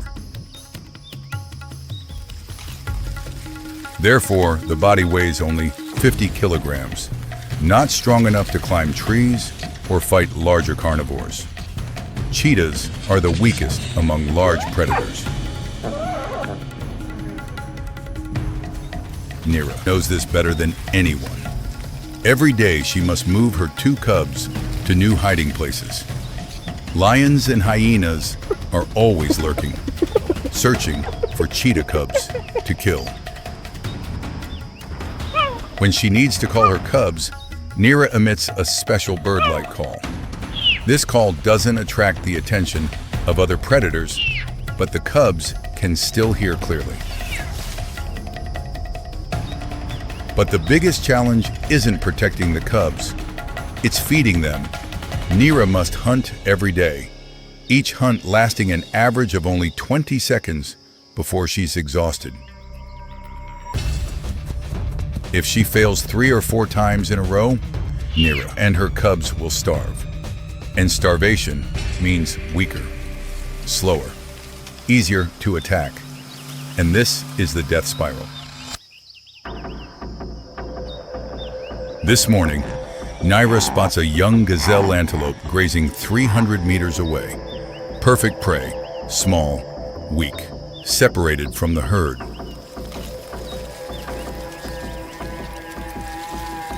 She moves meter by meter. Her tawny coat with black spots blends completely into the dry grass. Distance remaining, 100 meters. 50 meters, 20 meters, tail tense. Hind leg muscles coiled to maximum. The moment has come. Nira launches like an arrow. 2 seconds to reach 70 kilometers per hour. The antelope detects her, but it's too late. 12 seconds later, Nira catches up, using her claws to trip the prey's hind legs. The antelope tumbles. Nira immediately bites the neck, suffocating the windpipe. The entire hunt lasts 17 seconds. But Nira is panting as if she just ran a marathon. She needs 15 minutes to recover, but there's no time. The smell of blood spreads. Hyenas will arrive in 5 to 10 minutes. Nira calls her cubs to eat quickly. The 2 little ones eat hurriedly. Nira doesn't eat, only watches the surroundings. The mother always eats last. If there's food left, this is the survival law of cheetahs. But today is unlucky. 7 minutes later, a pack of hyenas appears. Nira immediately calls her cubs to retreat. Can't fight, can only run. The meal is lost. This is the reality of cheetahs. 50% of kills are stolen by lions, hyenas, or vultures. Catching prey doesn't guarantee getting to eat. But Nira doesn't give up. That afternoon, she hunts successfully again. This time, she finds thick bushes to eat safely. The cubs get full bellies. Today is a good day. Months pass. The 2 cubs grow gradually, from 5 kilograms to 20 kilograms. Nira begins teaching them to hunt. First lesson, observation. Nira lets the cubs watch from a distance when she hunts. They learn how to choose prey, how to approach undetected, how to calculate distance. Second lesson, practice. When the cub is 10 months old, Nira catches a rabbit but doesn't kill it. She lets the cub practice the technique of tripping and neck biting. The first time, the cub fails, the rabbit escapes. But Nira is patient, lets the cub try again. After 3 attempts, one of the 2 cubs succeeds. Joy spreads through the small family. But when the cubs are 14 months old, Nira must chase them away. Not because she doesn't love them, but because instinct protects them from adult males. The 2 siblings must now be independent, too early compared to nature. But the shrinking environment doesn't allow otherwise. They're still immature, but must face the adult world. The first week, they fail at hunting continuously, hungry and afraid. But then they learn something important: cooperation. One chases, one ambushes. Finally, they catch their first prey. Nira, somewhere not far away, hears the joyful calls of her cubs. She doesn't approach, but knows they're still alive. That's all a cheetah mother can hope for. Currently, only about 7,000 cheetahs remain in the wild, down from 100,000 individuals at the beginning of the 20th century. Every survivor is a miracle. Lifespan decreased from 15 years to only 8 years. Living space shrunk 90%. Without immediate action, the planet's fastest animal will only exist in legend. Naira and her cubs are living proof of resilient vitality. Every day they fight. Every day they survive. Their story is the story of the entire species, racing against time. East African savannah. Early morning. Mist clings to grass tips. Beneath a flat rock near a shrub, something begins to stir in the darkness. This is a land where every creature carries a weapon.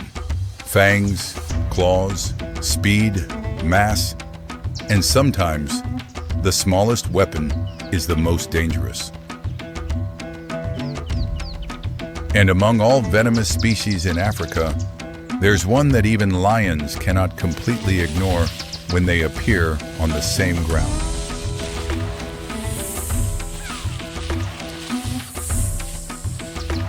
This is the story of two species.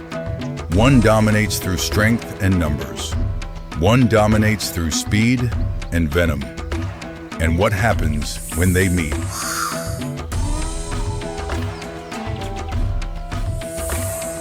Black mamba, Africa's largest venomous snake and the world's fastest snake. Average length 2.5 to 4.5 meters.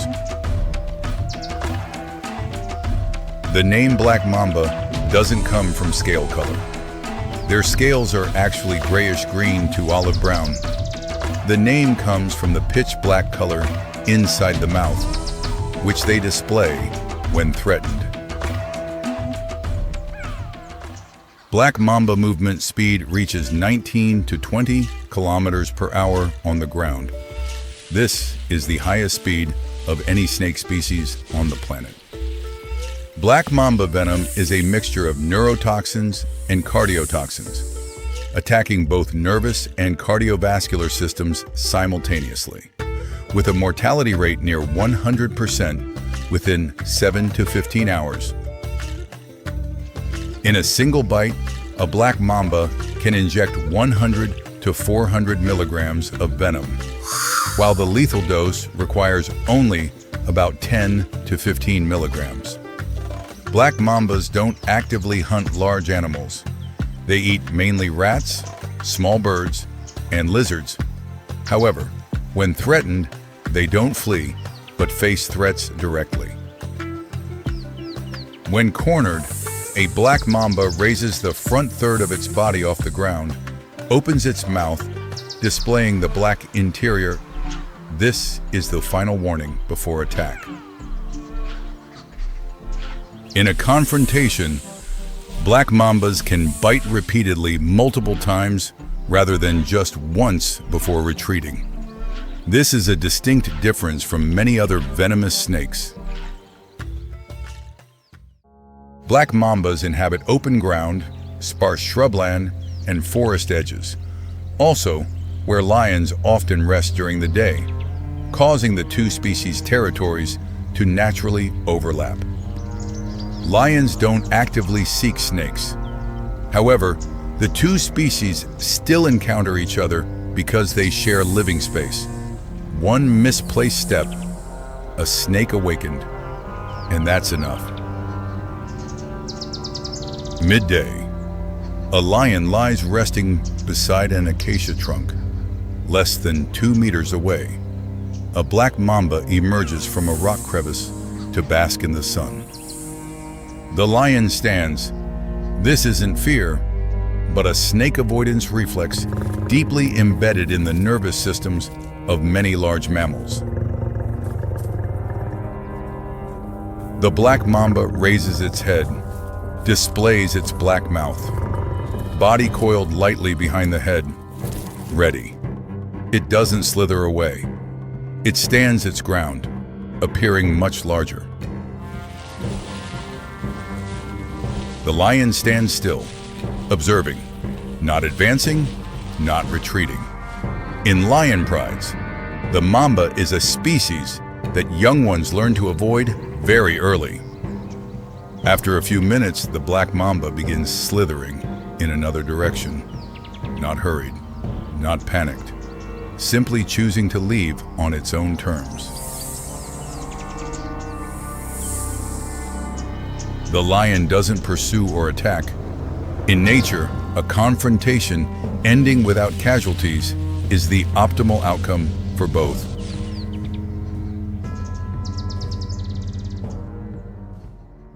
But not every encounter ends in silence. When inexperienced young lions curiously approach black mambas, that's another danger.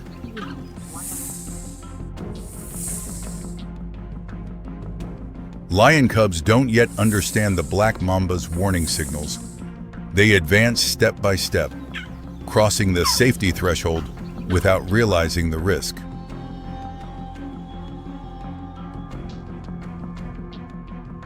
The mother lioness detects this in time and rushes over, using her body to push the cub out of striking range before the mamba can react. Facing an adult lion, the black mamba changes its decision. It retreats, then slithers quickly into nearby bushes. Danger temporarily passes. But there's another species in Africa that doesn't view the black mamba with cautious or avoidant eyes. The honey badger, the world's most fearless animal. Honey badgers stand only about 11 inches tall, roughly 2.5 feet long, and weigh around 35 pounds. But their back skin is 6 millimeters thick and tough enough to resist snake fangs. Honey badger immune systems can resist venom from many snake species, including some cobras. With black mambas, the level of venom resistance is still being studied. The black mamba detects the honey badger when the distance is about 4 meters. It raises its head, displays its black mouth, and hisses a warning. The honey badger continues approaching. The honey badger closes in. The mamba strikes the shoulder on the first attempt. This amount of venom is enough to kill a goat within minutes. The honey badger jerks, staggers, then collapses. The black mamba slithers away. This is natural response after biting. Venom will do the rest. But with honey badgers, the story doesn't end there. About 20 to 30 minutes later, the honey badger begins to move, slowly at first, then faster. It stands up, shakes its head, and continues moving in the direction the mamba left. This behavior has been documented many times in South Africa and Kenya. Honey badgers recover from black mamba venom, then continue pursuing the snake by hunting instinct. The black mamba has moved over 100 meters and lies resting under low shrubs. When it detects the honey badger still approaching, the situation becomes unusual for it.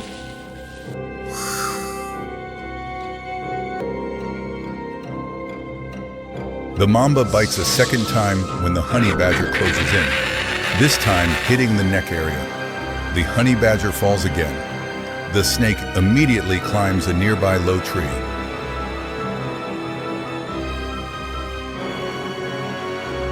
This time, the honey badger takes longer to recover, but eventually stands after about 45 minutes and looks up to where the mamba is hiding. The mamba leaves the tree and slithers faster than before. This is the true speed of the world's fastest snake when deciding to retreat. Distance gradually increases. The honey badger can't catch up.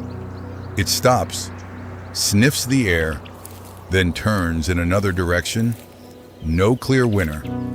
Both still alive and continuing their day. Very few species can endure 2 black mamba bites, fall twice, and still stand up. The honey badger doesn't win, but the mamba can't defeat it either. The question isn't whether the black mamba can win. The issue is what victory means when neither needs to destroy the other to continue existing. In nature, a victory has only one definition. Still alive the next day? Today, both black mamba and honey badger meet that criterion.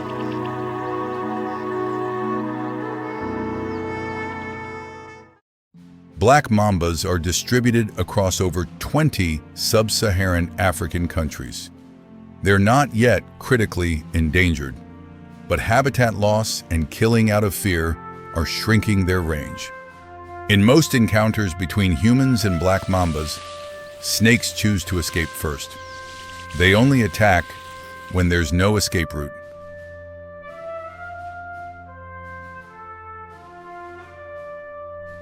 Lions know to avoid mambas. Honey badgers know how to cope. Both accumulate experience over generations of coexistence, contributing to maintaining natural balance. Black mambas don't need to defeat lions. They only need to be respected enough not to be stepped on. Over millions of years of evolution, that rule has been effectively established.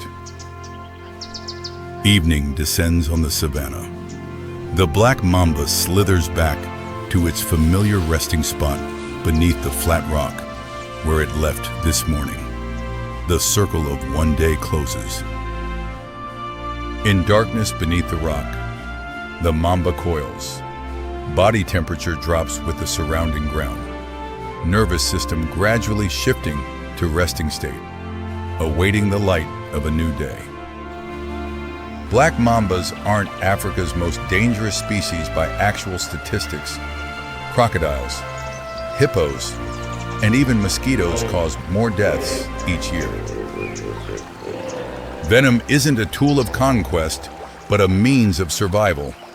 For millions of years, it's helped mambas exist alongside the king of the grasslands. And that is enough. The sun has not yet reached its peak. The African grassland stretches out in silence. Only the wind gliding across the yellowed grass as it bends and sways. In the distance, a small figure moves low to the ground, steady, unhurried, as though it knows exactly where it is headed.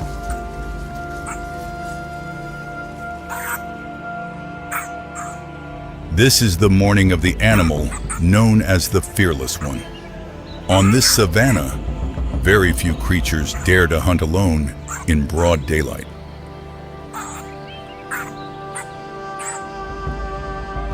But Ironhide, this adult male honey badger, answers to no one's schedule.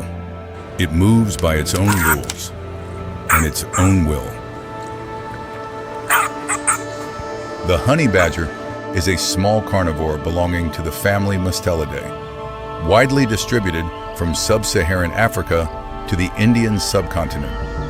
Its average weight ranges from 9 to 14 kilograms. Its uniquely thick and loose skin allows the body to twist even while being held in a bite, a defensive mechanism refined by evolution over millions of years. Ironhide stops.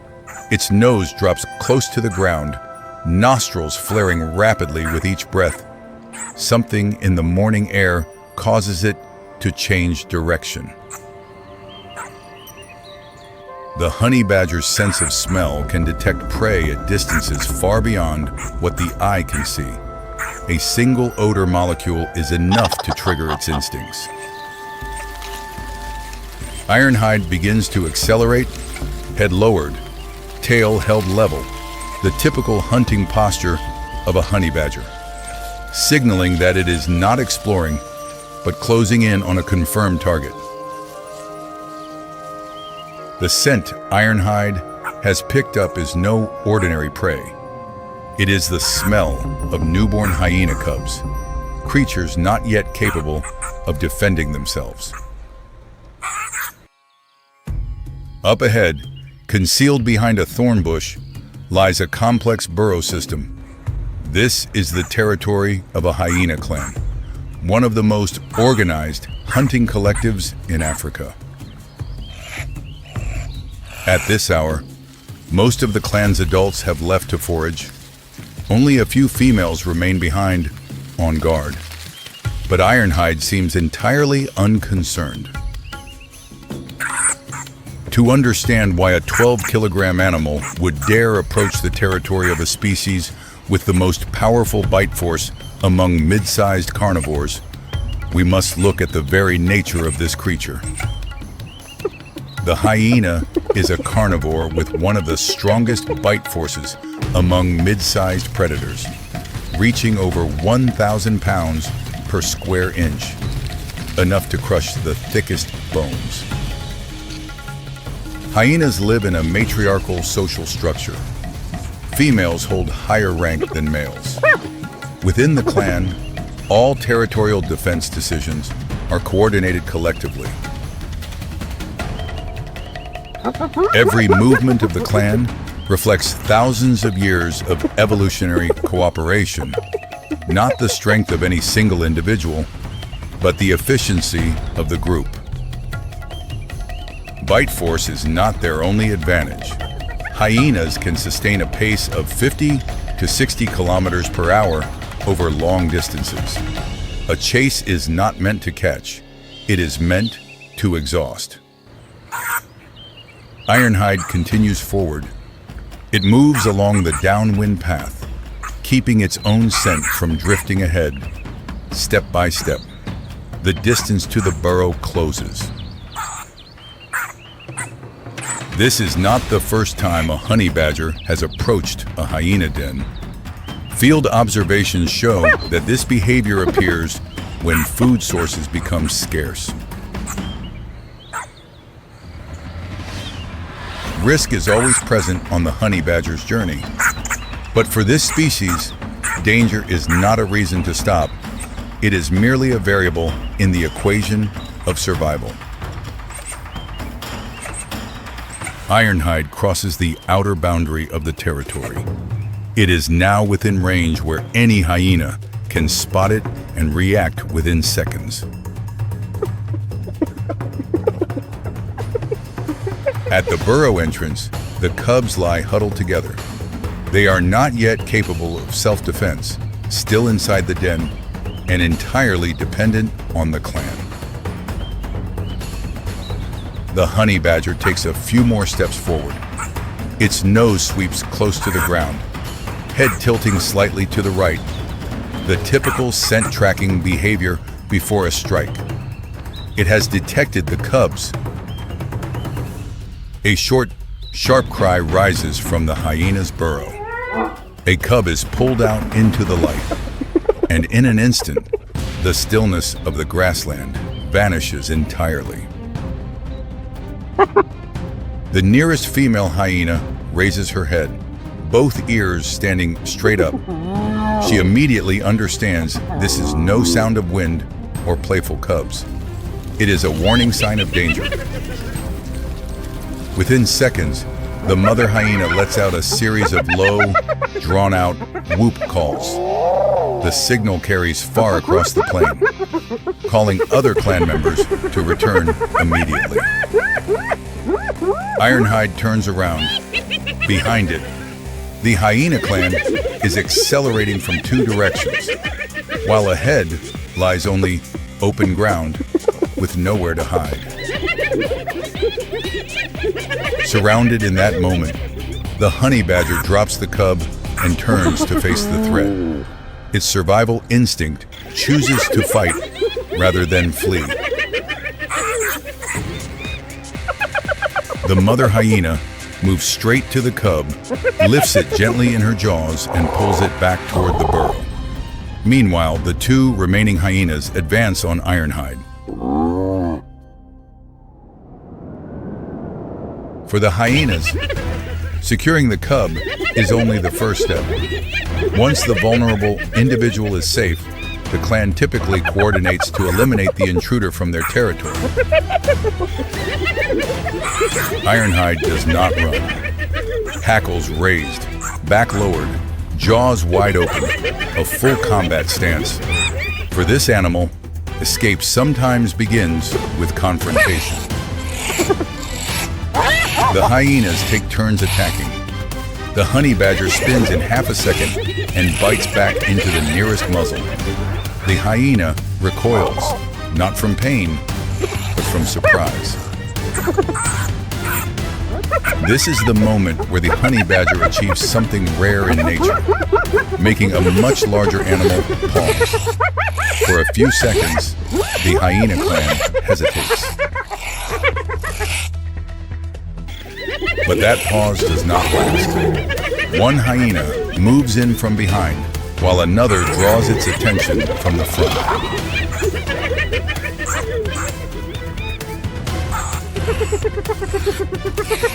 Ironhide is bitten on the face and rear flank. It spins quickly and bites back.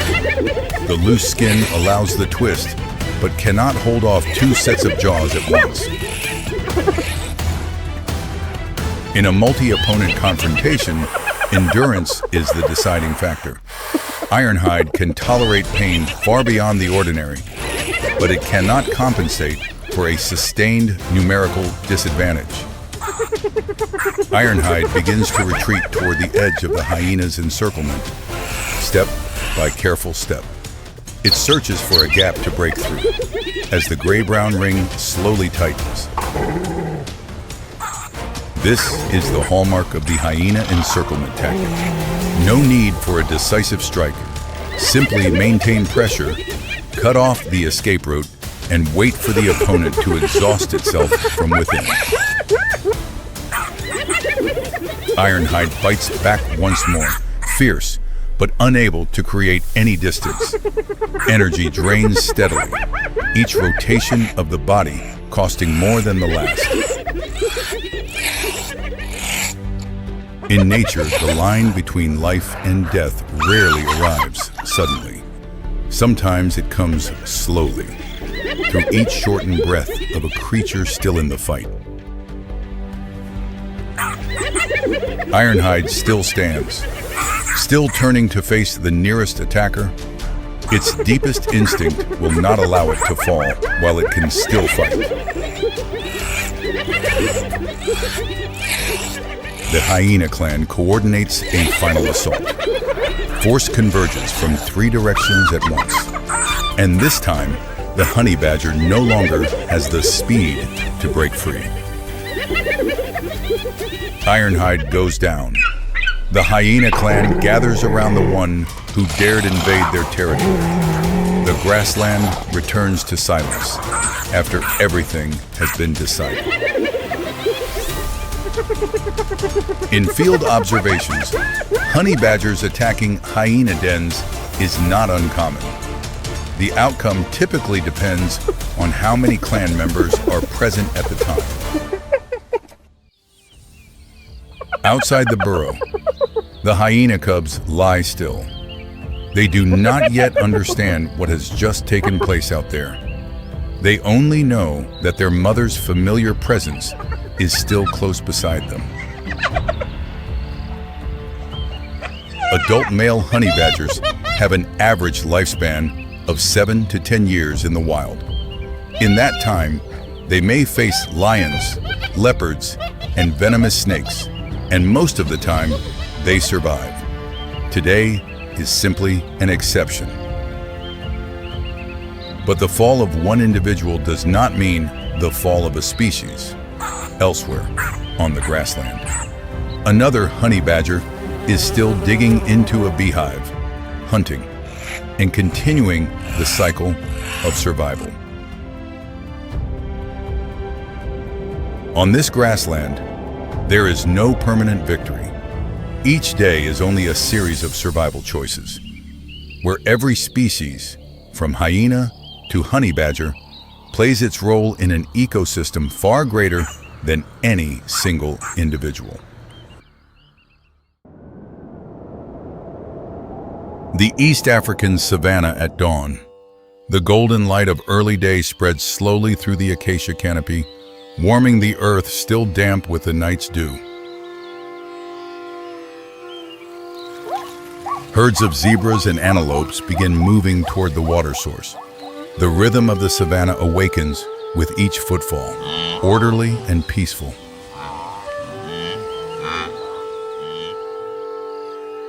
In the distance, a figure lies motionless on a tree branch. No movement, no sound, only a pair of amber eyes sweeping across every shadow below. This is the domain of the leopard, a land where hundreds of hunts have unfolded, where every rock and thicket holds the memory of the strong. The leopard is the most elusive of Africa's big cats. Body weight ranging from 30 to 70 kilograms, distributed across all of sub-Saharan Africa. Unlike lions or cheetahs that rely on speed, the leopard is a master of solitary ambush. It approaches prey in absolute silence, then strikes at a range from which it cannot miss. This female leopard has controlled an 18 square kilometer territory for the past 3 years. Every morning she patrols the same route without variation. Suddenly, she stops. Both ears stand upright. Her nose flares slightly, drawing in the morning breeze. Something unlike any ordinary day is drifting past. To the south of her territory, a group of warthogs is rooting through the soil for food. They do not yet know they are within the sightline of a predator. The leopard begins to lower her center of gravity. Each step of her approach carries no apparent weight. This is the phase where millions of years of evolved instinct take complete control. But the savannah always holds moments of surprise. Midway through her approach, the ground in front of the leopard stirs. Another movement, not a warthog, is emerging. Outside a burrow is the entrance to another creature's territory, one that has lived here longer, more quietly, and dangerously so in an entirely different way.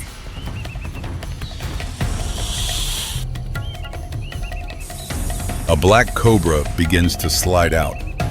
To understand this threat, one must look at the characteristics of one of the most dangerous snakes in Africa.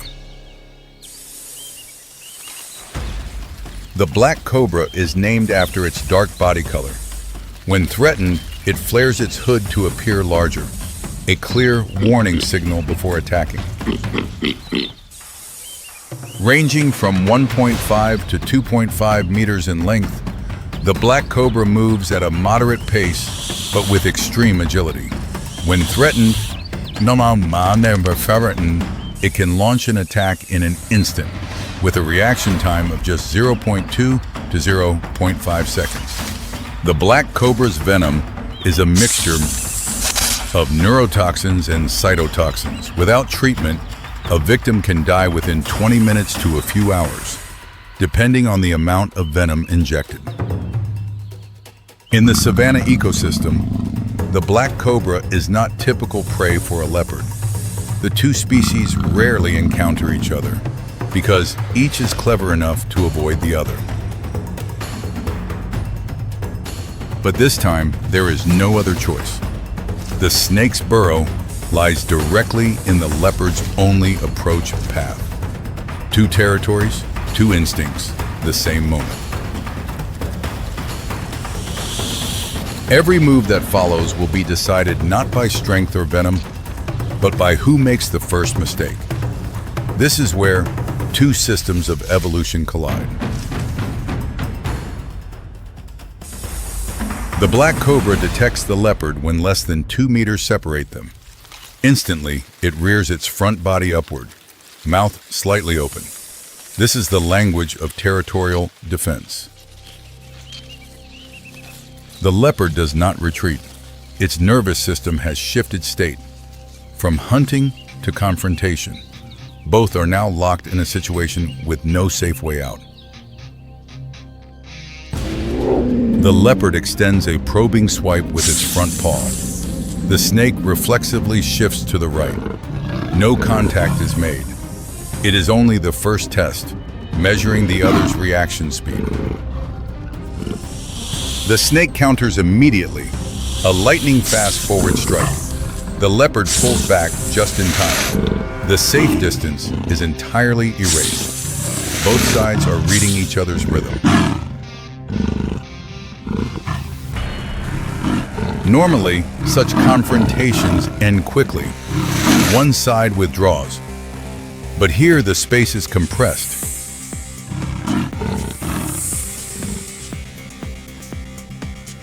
Behind lies pressure from the environment. Ahead lies the black cobra's territory.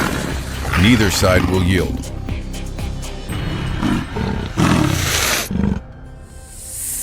The leopard begins to circle. It searches for the angle where the opponent's defense is weakest. The snake also turns with each step, leaving no blind spot exposed. The snake strikes a second time, faster. The leopard sidesteps left, but the snake's head grazes past. It does not sink in deep, but contact has occurred. This is the moment that shifts the balance.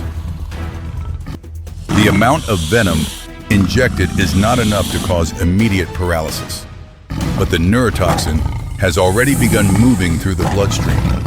An invisible clock starts counting down, though the victim has not yet realized it.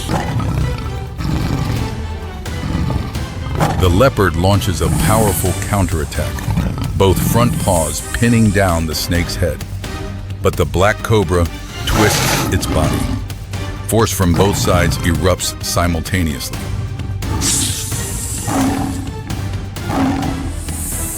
The snake lands a second bite into the leopard's front wrist. Deeper this time, a larger dose of venom.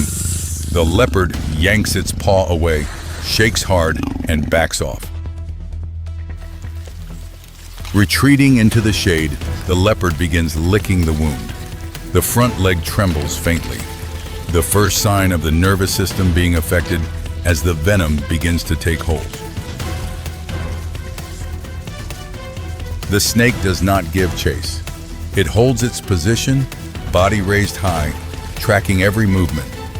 No further strike is needed if the opponent has already been marked. The leopard lies down, breathing faster than normal. Its tail flicks in an irregular rhythm. The venom is acting on the central nervous system. 2 hours pass. The sun climbs high. The warthog group left long ago. Only 2 creatures remain in this lowland. One recovering, one slowly fading. For most species, this would be the moment to withdraw.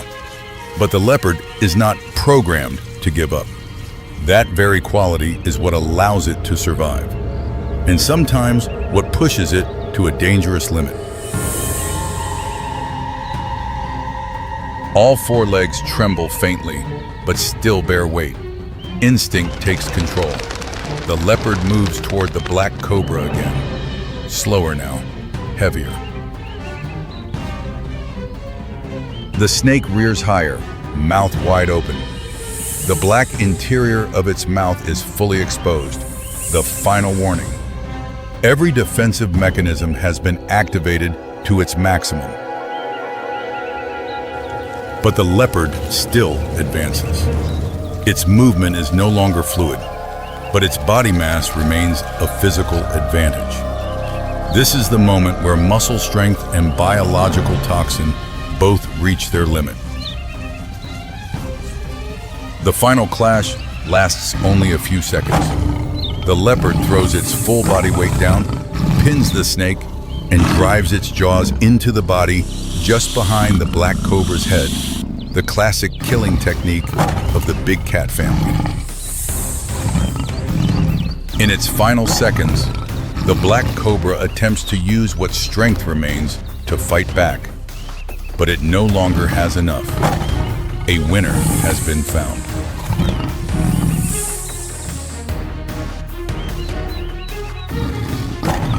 The black cobra stops moving. The leopard releases its jaw and moves slowly away. Breathing heavy, broken. 3 bites, enough venom to bring down an animal as large as an African buffalo, are spreading through its entire body. Its hind legs buckle first. It tries to stand, manages to, then falls again. The nervous system can no longer transmit enough signals to maintain balance. The body is gradually losing its connection to the brain. This is the paradox of the confrontation. The victor is dying. The leopard acted entirely on instinct, and the price is its own life. There is no true victory. The sun tilts slowly westward over the African savannah. No creature rises and walks away. Only the red earth remains silent, and the dust drifting on the evening wind. Within a few hours, vultures will appear. This is not an ending, but the reintegration of matter into a cycle that nature never interrupts.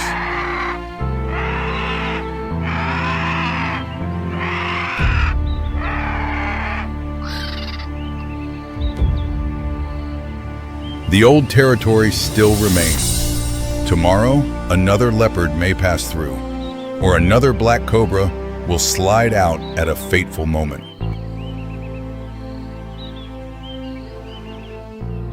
The encounter between the leopard and the black cobra is not a story of good and evil, the strong or the weak.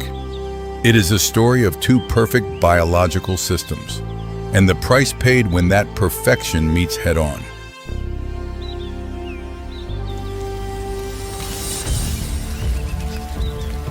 Africa does not permit existence without purpose.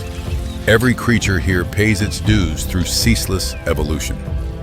But when 2 peaks of evolution meet, the outcome is sometimes no longer a victory, but mutual annihilation.